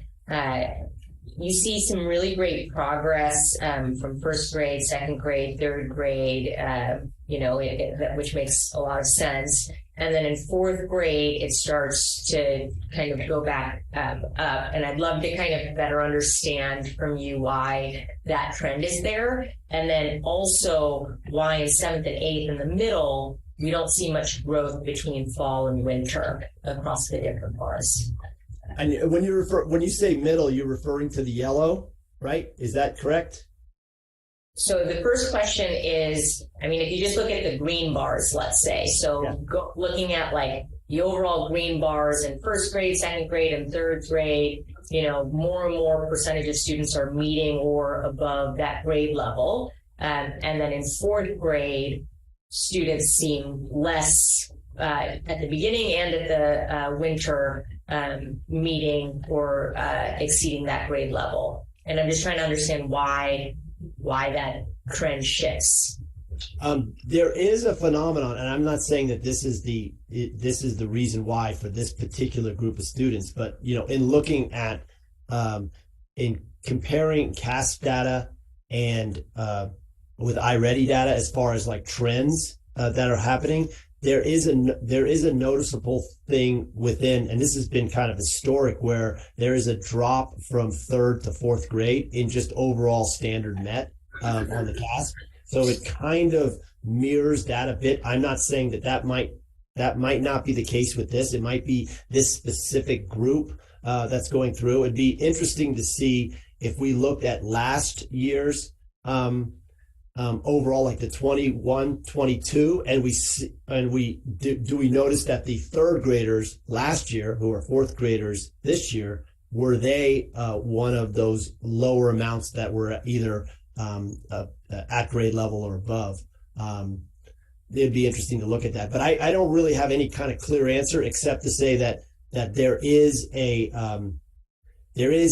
within the CASP testing, when they test the third and they jumping up to the fourth, even though the third grade is the first time they're taking the CASP testing, there is a drop in fourth grade historically, like even before the pandemic and before where there was a drop there. But again, that is just. It would be great if, some of the comparisons that you mentioned we could make to see if this is something that we're seeing in general across multiple types of assessments, or if this is particularly unique. So that would be great. And then the second question is with respect to the relative growth between fall and winter in 7th and 8th grade, and your thoughts on why that change doesn't seem to be as large as some of the other grade levels. It is. The focus that has been with the staffs when they've gone through this and they've looked at this data and they've done collaboration around it and analyzed it, they're looking at specific student groups. And again, I would probably think about where that I do remember the 8th grade last year, that's the 21-22, them performing as a group almost better than any other grade level group. So it's interesting that now that the 7th graders that year that are 8th graders, that 8th grade class graduated out. So it's interesting to see if why there's a drop, in those 7th graders have moved up to 8th grade. That 8th grade, that was a pretty high achieving class, they seem to have moved on. But yeah, I don't have any specifics. The focus has been, when we've gone and done analysis on this, is we've looked at those students that are at risk, or even those ones that were at grade level or 1 year below grade level, about how to move them up up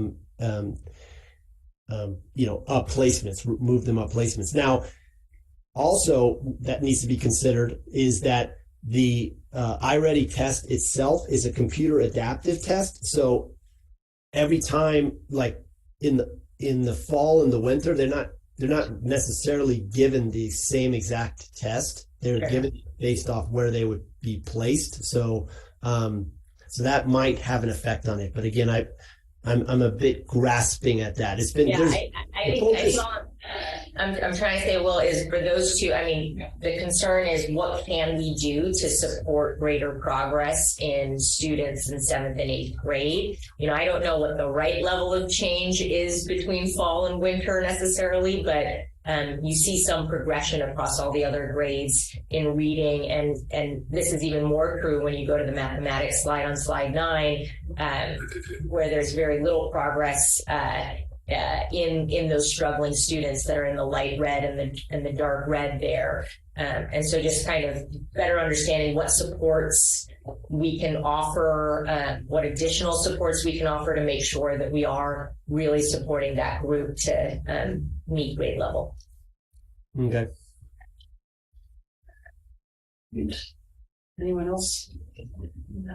I have a comment back to the slide 6. One thing, just as having 2 kids that have gone through schools, there is like a marked change in reading between 3rd and 4th grade. They start doing deeper dives into the books in 4th grade. So that might have a little bit, but I'm not a total expert on that, but I believe that might contribute there.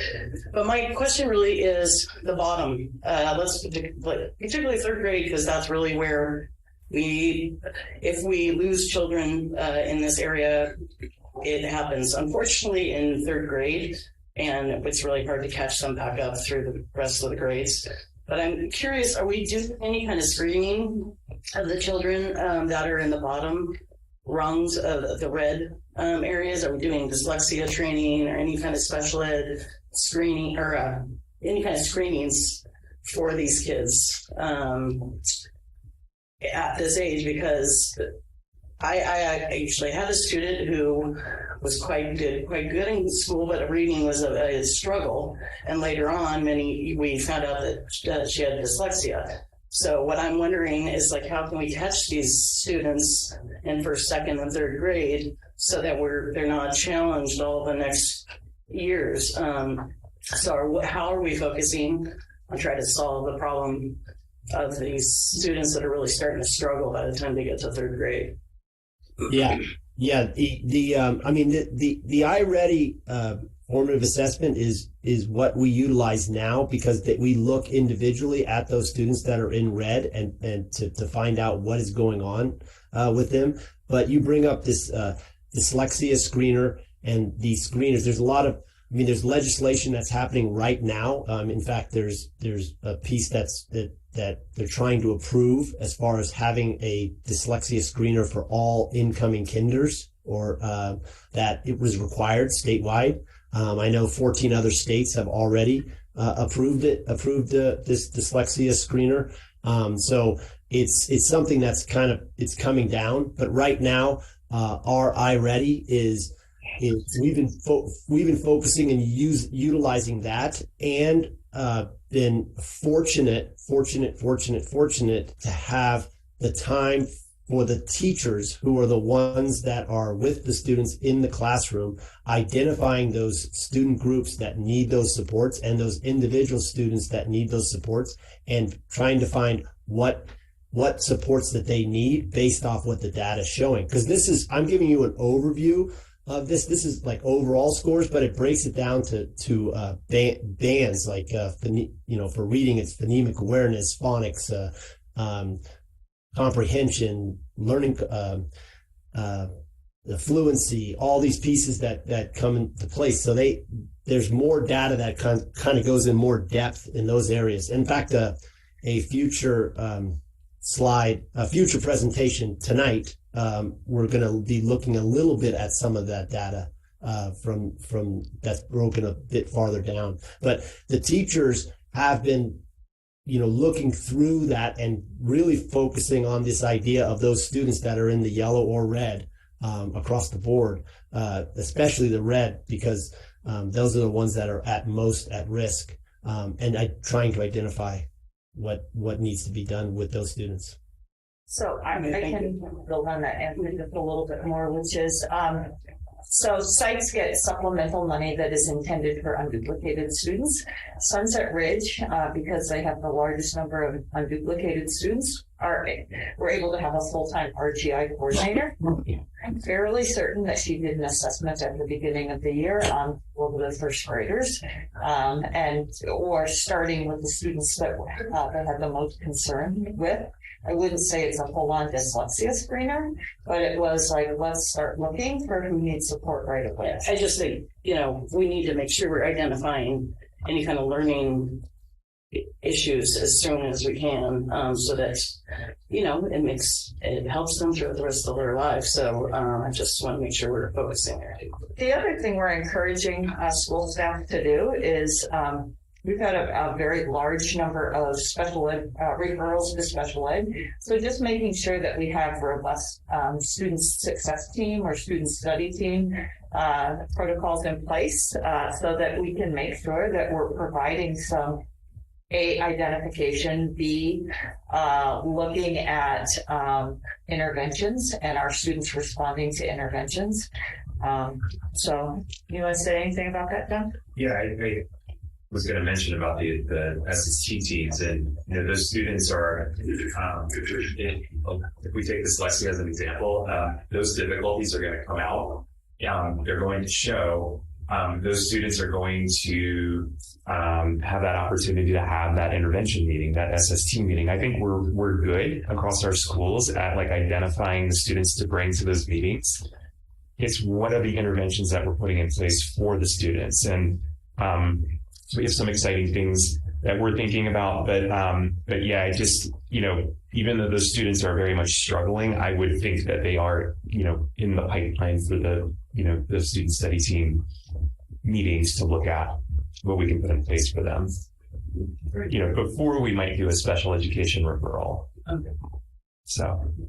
I just wanted to make a comment. We've been dealing with a lot with COVID and, getting the kids back on track. And maybe for the start of the new school year, maybe we can start going to parent education again, and how they can start to identify behaviors or obstacles when they're helping them with their homework. We used to have those, the parent education. And it's definitely an interest, both in the LCAP engagement that Will is done with the parents. That's definitely one of the topics that parents mentioned. Yeah. Okay. Any other questions on that one? Okay, so the next one flows right into this, but I would highly recommend that we use this time to take a break, and we could put up a 9-minute timer and we'll come right back here at 9 o'clock. I'm sorry, I'm going to ask you to the sound, if you don't mind, the audio and the camera while we're on break. Maybe close the camera. We'll see you in 9 minutes, Will. See you in 9 minutes.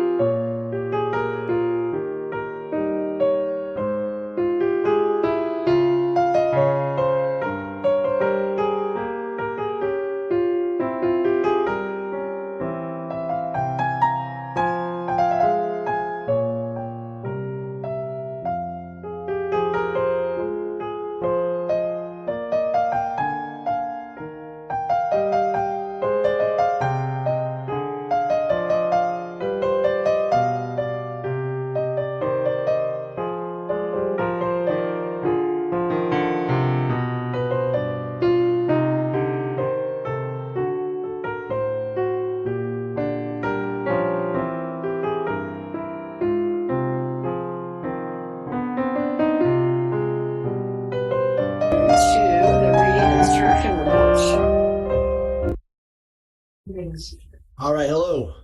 Hello. We're back. Okay. All right, so am I on? Am I face out? Yes. Okay. Thank you. This is an information item about reading instruction. There has been a great deal of talk, media, attention directed towards and around reading instruction, especially as of late, and a lot of research and data that have accompanied this talk. So I would like to begin with a simple view of reading. So the simple view of reading, this is a simple view of reading, and reading entails decoding times language comprehension, which equals reading comprehension. If you don't have decoding, if you have a reader that can't decode, then you can almost think of that as 0 times, even if they have very good language comprehension, they still won't equal reading comprehension, and vice versa. So if they had language comprehension, if they didn't have language comprehension, but they were very good decoders, you would still not equal reading comprehension. So that's a real simplistic view of reading. Another helpful theoretical model for the reading process is the Scarborough's reading rope, which expands upon the simple view of reading.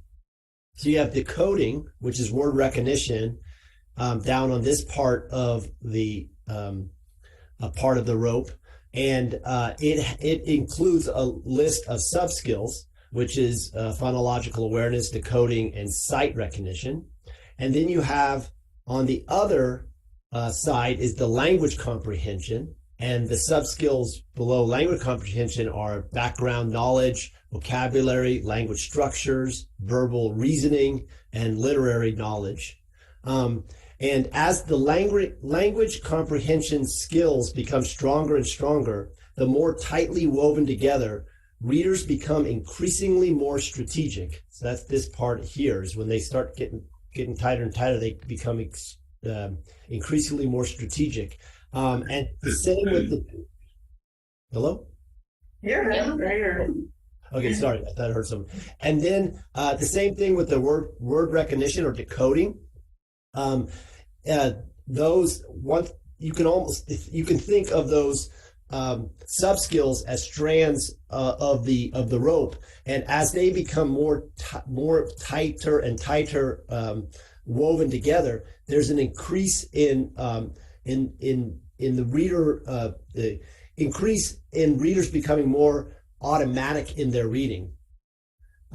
As readers become more strategic and more automatic, skilled readers occur, and readers can comprehend text. So that's this. And then there's one more graphic I wanted to show you, which is around this idea of this represents the ladder of reading and writing, particularly. But if we're looking at the reading part of it, approximately 40% of students fall in the green area, these two top green area, and of the ladder, and which means that they benefit from a balanced literacy approach. They benefit mostly from the balanced literacy approach. They do need facets of structured literacy approach, but it's not as necessary as the bottom half, the close to 55%. And these percentages are based off research nationally, that 55% of readers need it's essential that they have a structured literacy approach for reading, and that's structured literacy. So then I wanted to look at some data. Again, we go back to the data. This is SBAC data for English Language Arts at 21-22, and we have here the percentage of students per grade level that met or exceeded standard or below standard. And we have it for all students, the student group of Hispanic or Latino, the economically disadvantaged students, and our English learner students. And as you can see across the board, you're looking at third and fourth through eighth. They're in and around 50%, with the third and fourth being, as far as with all students, are being more of met and exceeded in the 40s, in the 40%. So 47% for third grade and 43rd for fourth grade, where it goes above 50% in fifth, sixth, and then up to 60% in sixth and seventh, and then 54% in eighth. But that means that we have, for our third and fourth graders, over 50% of our third and fourth graders.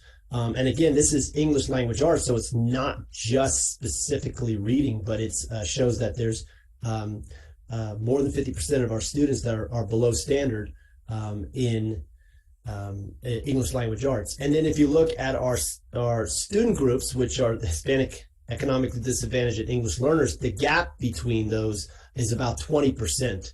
20% less are meeting or exceeding standards, and 20% more are below standards in all three of those student groups. So then we look at our iReady English language arts, but specifically phonics. So when we're looking at phonics, and I just took all first, second, and third grades, just because I looked at this in particular is because, there's always been that goal by the end of third grade that you have readers, that 100% of your students are reading. And so that's the kind of the golden time for them. And if you look at this, and again, it shows progress, meaning that you look at the fall to the winter to the spring, and this is grouping them all together. There is progress. You have 34 and 7% that are either early on grade level or mid and above in the fall, and then all the way to the spring of 2021, you had 67% that were at it. But it still shows a pretty large percent of students, especially in the fall, that come in either one grade level below or two or more grade levels below in phonics, and specifically in that phonics piece. And then this is the Hispanic, and you can see there is your students that are either one grade level below or more that are Hispanic first, second, and third graders. There's again a bit of a gap between them and the all student, all first, second, and third grade students. And then again, if you look at economically disadvantaged, it's almost very similar to Hispanic students as far as that gap between them and the all students piece. And then if you look at our English learners, and again, this is a little more dramatic as far as, because you have less of those students that are either early on or mid as you go from fall, winter, and spring. Even though the growth, there's less compared to our all students. So this just really kind of shows that gap between the two. And then I wanted to go over what our reading program history is. I went back all the way to 2012 when Pacifica School District adopted the Teachers College and Reading and Writing Project.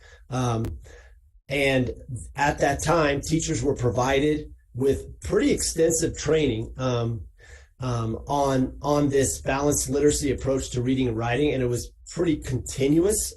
Looking back at those pieces and talking to teachers that were teaching back then when this first came out, and there was continued support was provided. We had humanities, 2 humanities specialists, and we had some external PD. There was a lot of collaboration. In 1920, the humanities specialist positions were eliminated, but from that, we were able to still provide some outside training on TCRWP. but also we were able to purchase some digital subscriptions, such as videos that showed how to conduct mini lessons, confer conferences, and etc. So many teachers were getting professional development through those purchases. And then through this all, we used Words Their Way to fill in that phonics work study need. That was at the beginning, that was the goal, and up to recently, that was the piece that we were trying to satisfy, that phonics work study, the word study needs through Words Their Way. And in 2013, pretty much right off the bat, and many of the K2 teachers saw that there was a lack of phonics in the TCRWP, embedded within the TCRWP program, and began to really piecemeal phonics programs on their own. It's pretty diverse of what they did. Some of them were using the old Houghton Mifflin phonics materials and basically creating a phonics program themselves within their class. Others were buying new supplemental phonics materials. There was a lot of borrowing and sharing materials across teams at each of the schools. And then in 2019, each site, once TCRWP came out with the units of study for phonics, we were able to have each site at one kindergarten teacher at each site pilot this new program. And then we added a few other kinders and first grade teachers were added later. In 2021, we identified and purchased a district-wide phonics program. Identifying and purchasing a district-wide phonics program was added as an action to our LCAP in 2021. And this year, we put together a committee of K2 teachers. We had representatives from all the schools and all the grade levels. We even had our intervention specialist from Sunset Ridge was part of the group, and we also had one principal. The principal of Valamar was part of this committee of K2 teachers that helped form, to help with the selection of the phonics program. And then what's going to come up later tonight is there was a choice for recommendation, and it was the purchase of, we hope it will be the purchase of a district-wide phonics program, which is Sadler's From Phonics to Reading. And so, is there any questions?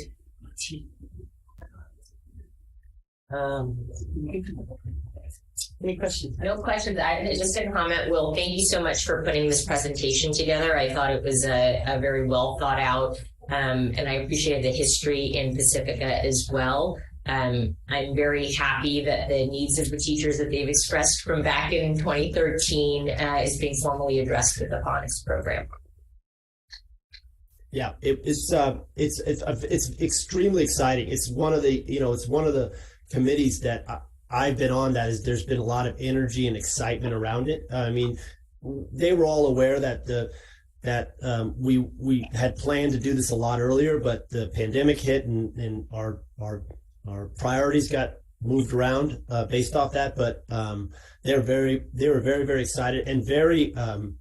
They did a lot of research in between the meetings that we had of looking at these different. They were being the experts, and we were coming together and kind of collaborating around our topic. It was a lot of learning that was involved in getting us to this point. Great. Any other comments on this one? Any questions? All right. Well, we're ready to move on to the phonics materials purchase. Perfect segue. Yeah, it is a perfect segue. And so I don't have a presentation for this, but I do want to give a little bit of a background. But this item that's being put in front of you right now is actually a recommendation for the board to approve the purchase of Sadler's From Phonics to Reading phonics program for K2. The total cost of this program is $19,269.62. We actually have the quote from them that includes tax and all that. So that's the recommendation. But just a little background. Again, I know I mentioned this in the last presentation. We do have an action under LCAP that began in 2021 to have a district-wide phonics program. And due to the delays of due to many new different things, we were kind of stalled on that for a while. We did, as was stated in the previous presentation, we did pilot the TCRWP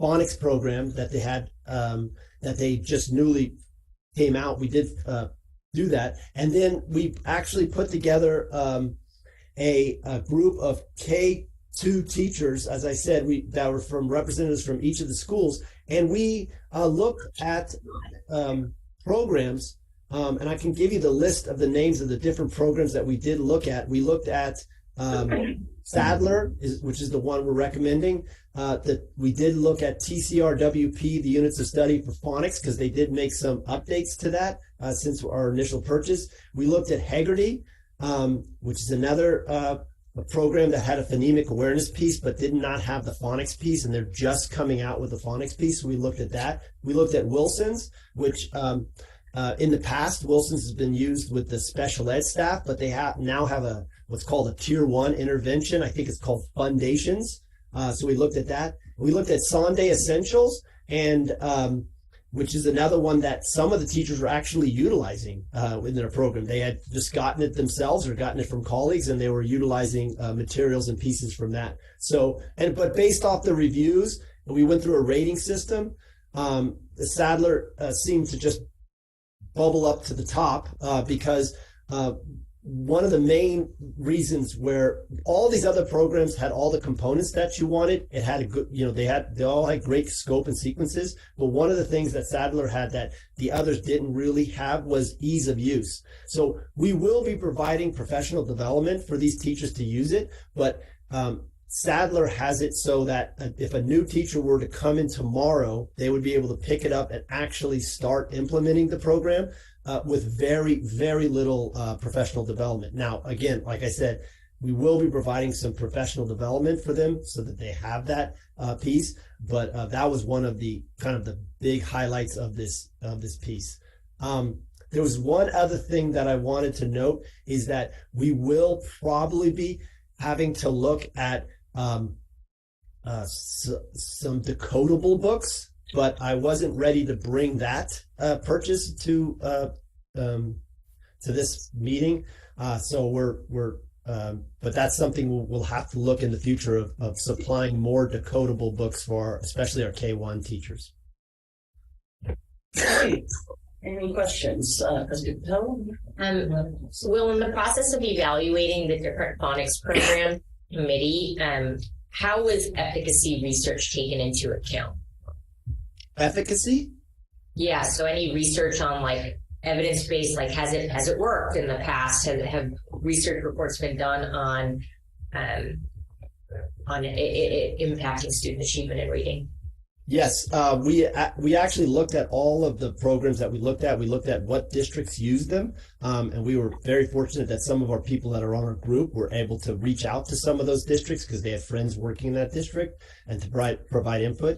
We also, with Sadler in particular, they were just part of an EDU report, which is part of an overall one that rated phonics programs. Actually, I take that back, not phonics program, rated reading programs, complete reading programs. And Sadler met all of the components, wasn't low in any of the areas on that. So there's and in fact, the guy who, what's his name? Wiley, the person who, wrote the phonics, he wrote the introduction to the report.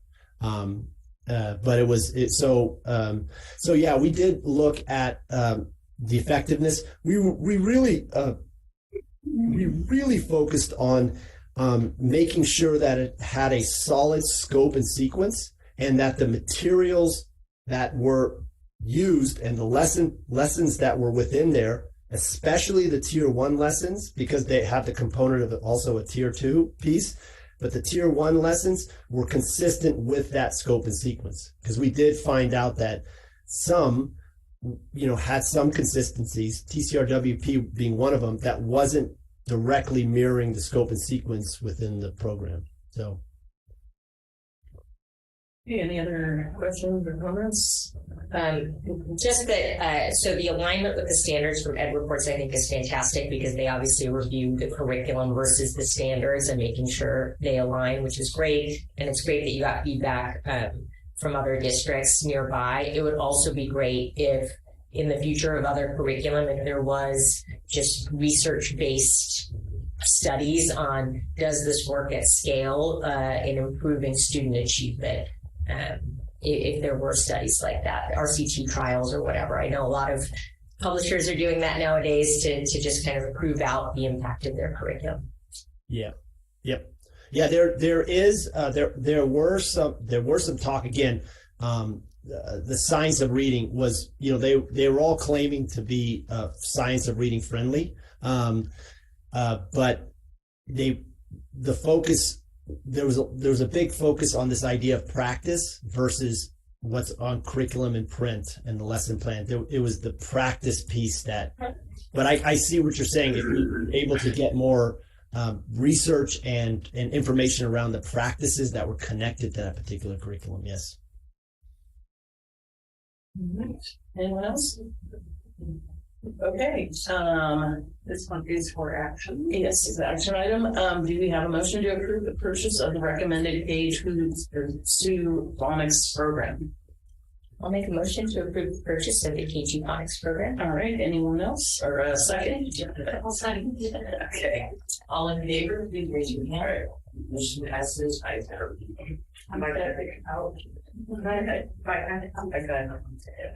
Okay, great. We're going to now move on to the K-5 science adoption. Again, this is an action item with Mr. Lucy. Hi again. Can you see the screen? Yes. Yes.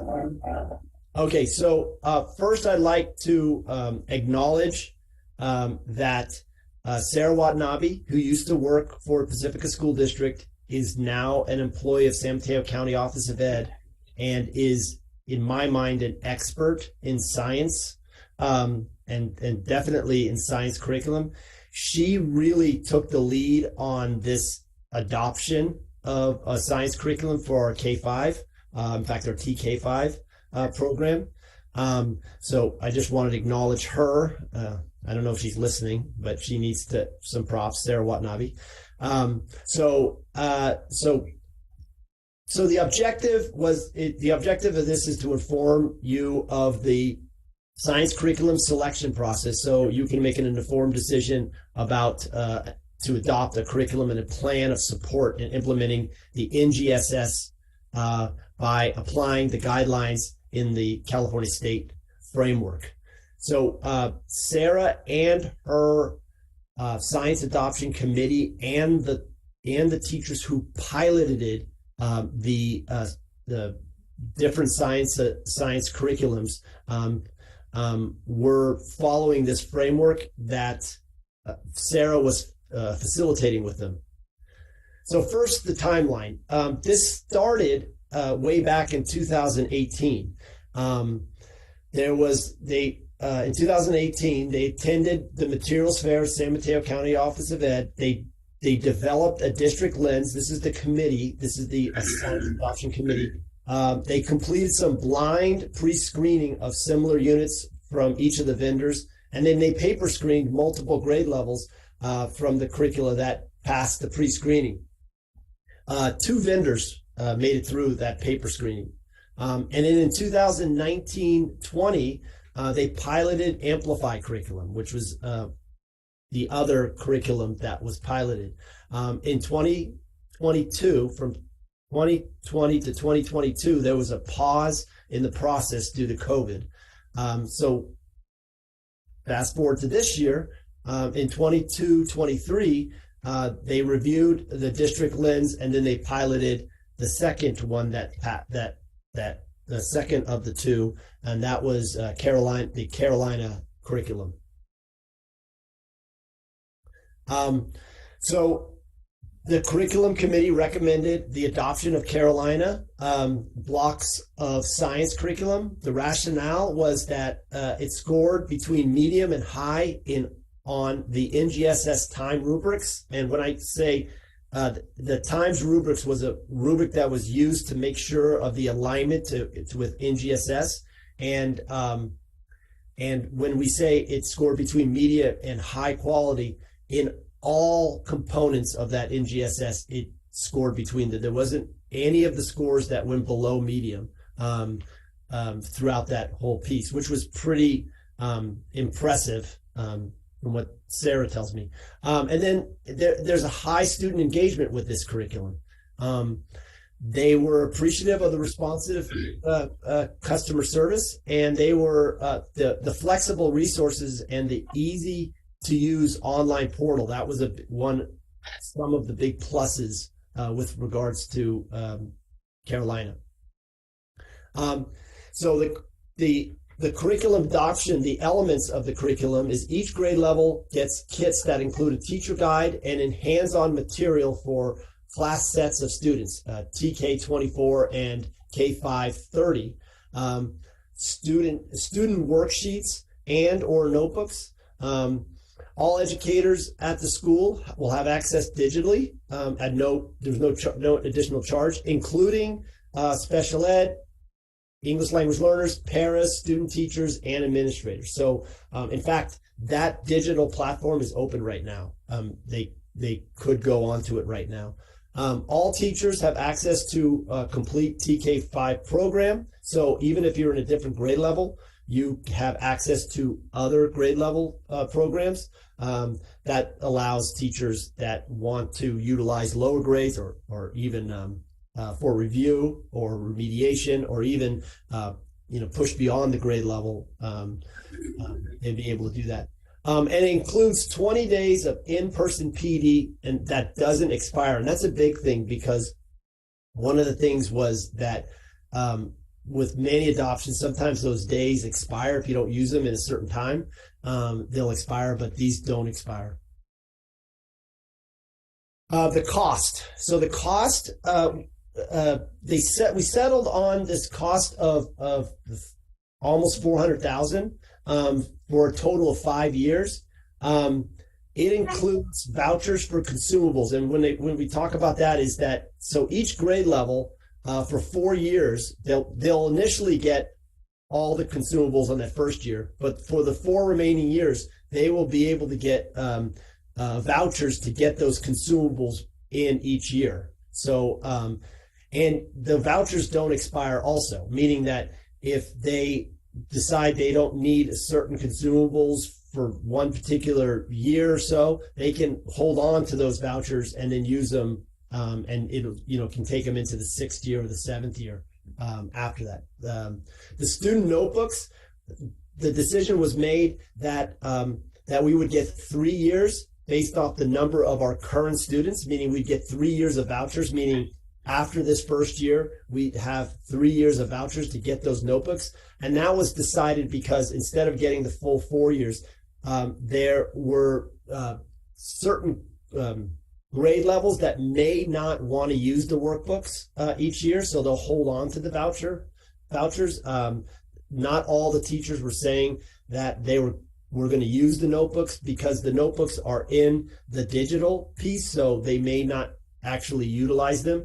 So it's good in 2 ways. First, you don't have an oversupply of notebooks sitting at the district office or at school sites. If you don't turn in the voucher, if you don't push in the voucher, you don't get the notebook. So it's kind of good in that way. The proposed PD schedule. So we're going to do an initial. We even have a date, May 17th. We're going to do an initial PD to introduce the curriculum. That'll be an hour. It'll just be a general overview. The purpose of that PD is to get them to be able to play with the materials and look at the curriculum and the program. Hopefully by then, by May 17th, we will have the materials in, and then a PD refresher of the curriculum, which will be 2 hours on August 14th. and then follow-up PD to review and actually dive deeper. We're looking at October 6th for a 3-hour training on that, and that would be more of that purposes. They're starting to utilize the curriculum, is starting to implement the curriculum, and then that'll be an opportunity to say, okay, let's look back, how's it going, and then kind of dive deeper into certain elements of the curriculum. And in the first year of implementation, in being realistic, we want to require, we like to look at a requirement of at least 2 out of the 3 units are taught with fidelity. The idea is, this came up with the teachers themselves, is that in our first year of implementation, it's very hard to do the entire program with fidelity. So if we could get them to do 2 out of the 3 would be great. But the idea is if they're going to do 2 units, that they actually do them completely and not do them piecemeal.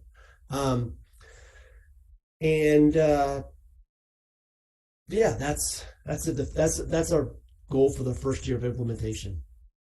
Any questions?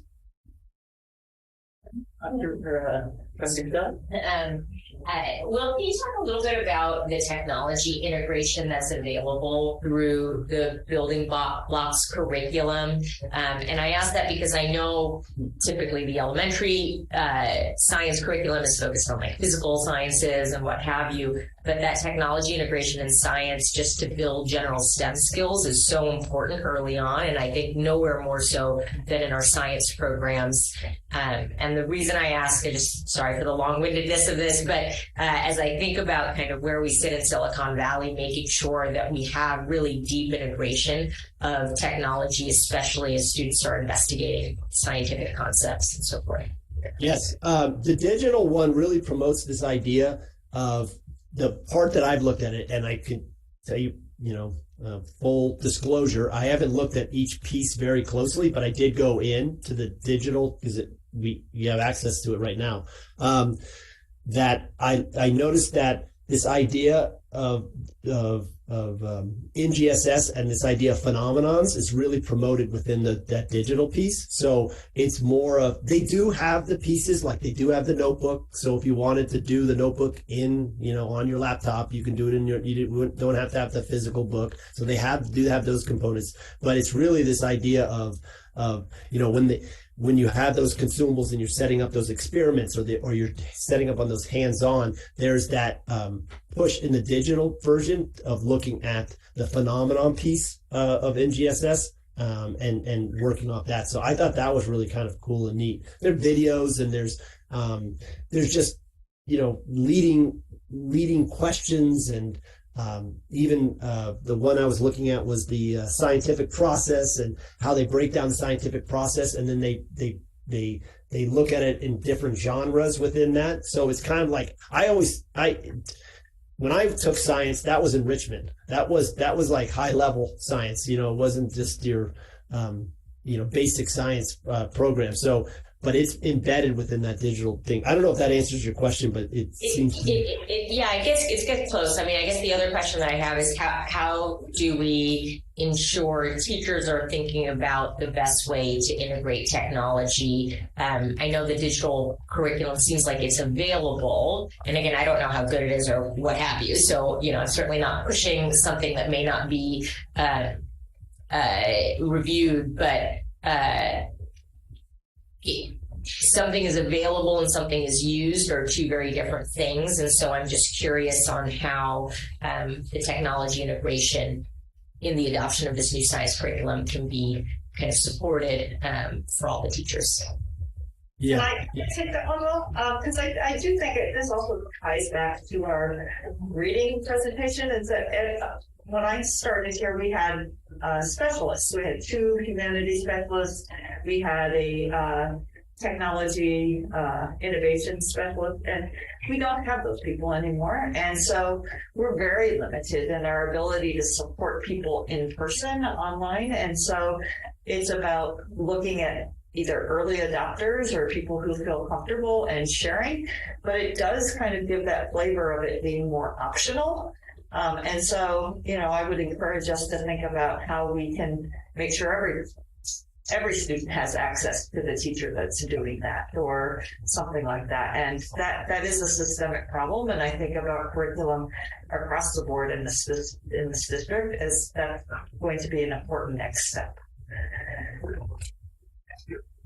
William, anything else you want to add to that? Yeah, no, I completely agree with what you're saying. I did notice, I was just thinking of it now, when we had the showcase for, I guess I call it a showcase. I guess, do they call it a showcase? When we had the families come in and they can look at the adoption material, we had a day where they all came in.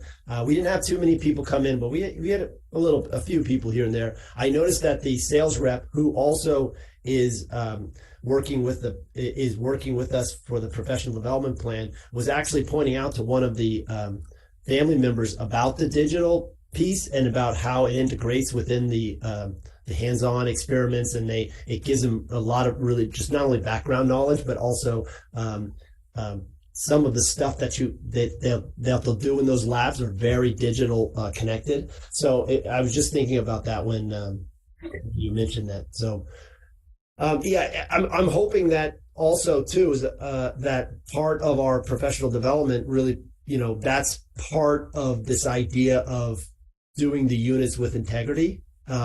Is that piece is part of it. So very exciting. It's very exciting. Yeah. And I agree with what Heather says about expertise. I mean, our next one is social science, and I got to find someone who's an expert in that area because to do that's our next adoption that we got to look at. All right. Do you have any other questions? Okay. Do I have a motion to approve the adoption of the Carolina Biological Building Blocks of Science curriculum for K-5 science?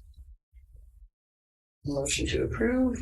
I take a motion to approve the curriculum adoption for Carolina Building Blocks of Science curriculum. Got a second? Yes. Okay, the second. All in favor, please raise your hand. Motion passes 4-0. Okay, thank you. Thanks, Will. Feel better. All right, next is approval of the music job description and hiring of music teachers. It's Dr. Carlos Torres is not joining us, but Josie Peterson is going to do it for us. Thank you. So tonight we're asking the board to approve the job descriptions and hiring of music teachers. So we have updated the job descriptions for the elementary music teacher and instrumental music teacher. And then we have also created a new job description for the choral music drama teacher. So we are recommending tonight that the board will approve these job descriptions and also approve the hiring of 2 full-time TK2 music teachers and 1 part-time choral music drama teacher. And we will be able to use the Prop 28 funding. So these jobs, the principals have consulted with their staff regarding the use of these Prop 28 funds, and we would be able to pool the funds for the school sites to hire 2 TK2 music teachers, and then also Lacey would be able to hire 0.5 FTE choral music drama teacher for their electives. And we did list, just for your information on the second page, the funding that we're going to receive from Prop 28 arts music funding, and it comes out to about $360,000 for the whole district. And then you can also see the breakdown by school. So the job descriptions are attached to these 3 job descriptions, and that's what we're asking for the board to approve tonight. We're happy to answer any questions or take any comments that the trustees have. Is that ongoing, or is it a one-time fund? It's ongoing at least for how many years, Dr. Olson? Do you remember? I have to look that up. Part 5, and there's a clause that if they don't earn enough money in something, that this can be reduced by some amount. Veteran educators are not believing that this is good. I mean, that's the first question any teacher will say is this going to be ongoing? But we believe it to be ongoing. Thank you. Any other questions? Just curious if it's not ongoing, is it still going to be mandated? Or Yeah, I mean, music and art is a mandated subject in education, but so remember that this money was voted on by voters, and one of the pieces is that less than 90% of kids have had access to a credentialed music teacher, and now that we all have this money, we're all going after the same small amount of credentialed music teachers. So we may end up having to get people that have their credential in progress. So, any other? Did you want to say? I do have one comment. It's regarding the choral music / drama position. I actually talked to the interim principal today at IBL, and actually talked to Dr. Olson also. I believe that IBL's vision is it's more of a musical theater position, but right now we have a choral music description, in my opinion, for the position, and I'm a little concerned with after my talk today at IBL that if we hire just a choral teacher, that's not really what they're exactly wanting. And it's not maybe as exciting for middle schoolers to take choral music as it is to take drama. So I don't want to necessarily slow things down, but I really want to make sure that when we're making a hire there, that we're hiring someone for the right position that IBL actually wants, and not just it's a choral music, that we're addressing their need and not just addressing a description for a job. That makes sense. They'll be doing the hiring. I mean, with the assistance of the HR department, so they do get to choose that piece. Okay. What was I going to say about that? Again, I think it's unlikely that we would find somebody. You said that there are two different areas of expertise. I think we'd be lucky to find one area of expertise and somebody who has just a real passion. Again, I'm not expecting to have a lot of credentialed candidates in that, but I certainly know that there are a lot of people with that interest as long as they would enroll in a program. Okay. So thank you for your thought. Okay. Anything else? No, that's all right. So let's move on. So this is an action item.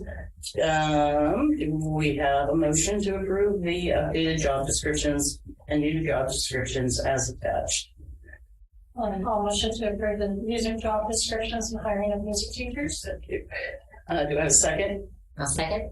All right. Oh, all in favor, please raise your hand. Motion passes 4-0. Thank you. All right, great. So next we're moving on to the approval of the updated board policy manual. It's only quarter to 10. You have all sorts of time. Yes, so this is also an action item. Okay, just as a friendly reminder, we had a January 11th board work study, and then we went over a number of the policies on February 8th. At that time, on February 8th, we selected to remove the policy on intra-district transfer, as well as the one that spoke specifically to the Allenville. We plan to bring those to you on April 19th. And I would be forever indebted if you were to approve this, because then we could work on the next set of policies. So we'd like to kind of get in the pattern before the new superintendent comes on board so that there's an established pattern. Are there any questions on the board policies? So my question, just to clarify, we've pulled the two items that we discussed that we wanted further discussion. So those are opposite sides. So we're just approving everything. The $600. Okay, great. So that's it. Any questions? Okay. Do I have a motion to approve the updated board policy manual as attached? I'll make a motion to approve the updated board policy manual as attached. All right. Now, do I have a second? I'll second. Okay, great. All in favor, please raise your hand. No. All in favor, please raise. Oh, I'm sorry. Passes 4-0. Thank you. The next one. Okay, probably the highest ratio of policies per vote ever in the school district. So, all right. Well, I'm glad we got to that caught up on that one. All right. So, future agenda items. Okay, so there are a couple that I want to bring up. So, After spring break on Friday, April 14th, you have a meeting from 1 to 6 p.m. It might be a little bit less than 6 p.m. So, and then we have a regularly scheduled board meeting on April 19th, where we want to do resolutions for staff appreciation bond. If you'd like to talk about safety, we can do it at that time. And that's where we were going to bring up the policy reviews for Ellenville and inter-district transfer. And if we have time, it'd be great to do the December policies. That's 30 policies. But if it came down to order of importance, I do think safety kind of goes in more quickly. So that would be during a standard meeting, not a special meeting. Right. Would that be okay? That's okay. Okay, perfect. And I just wanted to clarify too that I was in correspondence with a parent who was concerned about the safety after Nashville. And I was also passionate about it, so that totally just left. We just didn't share that little link there. So perfect. So if we can discuss that on the 19th, then I will get with you later specifically about what the things are that you'd like to discuss. So just remember, one of the things that's a little bit challenging about the 19th board meeting is that we typically have, if we have a vacation, we also have 3 weeks, and we shortened this one so that we have a vacation in 2 weeks so that it would fall out well with the LCAP. So it's just a little bit of a tight timeline. So we may not get to those December policies. And then we want to keep that meeting on the 19th even shorter than this one because you all are going to be busy on April 21st and 22nd all day, and we want to pace that out. And we do hope to, like Elizabeth said, hope to go to the city council around workforce housing. That would be our dream if that were to happen in the next month or so. So then the only other question that I have, and I'll certainly get topics you'd like to discuss, is that if there is interest in our district joining the lawsuit against social media, we would set up an appointment with you all to meet in closed session with a lawyer. So I'm not certain whether we have interest in that, but if we did, we'd want to get that scheduled, or it's something that you could join in the fall. So no deliberation. We're not allowed to deliberate in this part, but is there interest in meeting with a lawyer?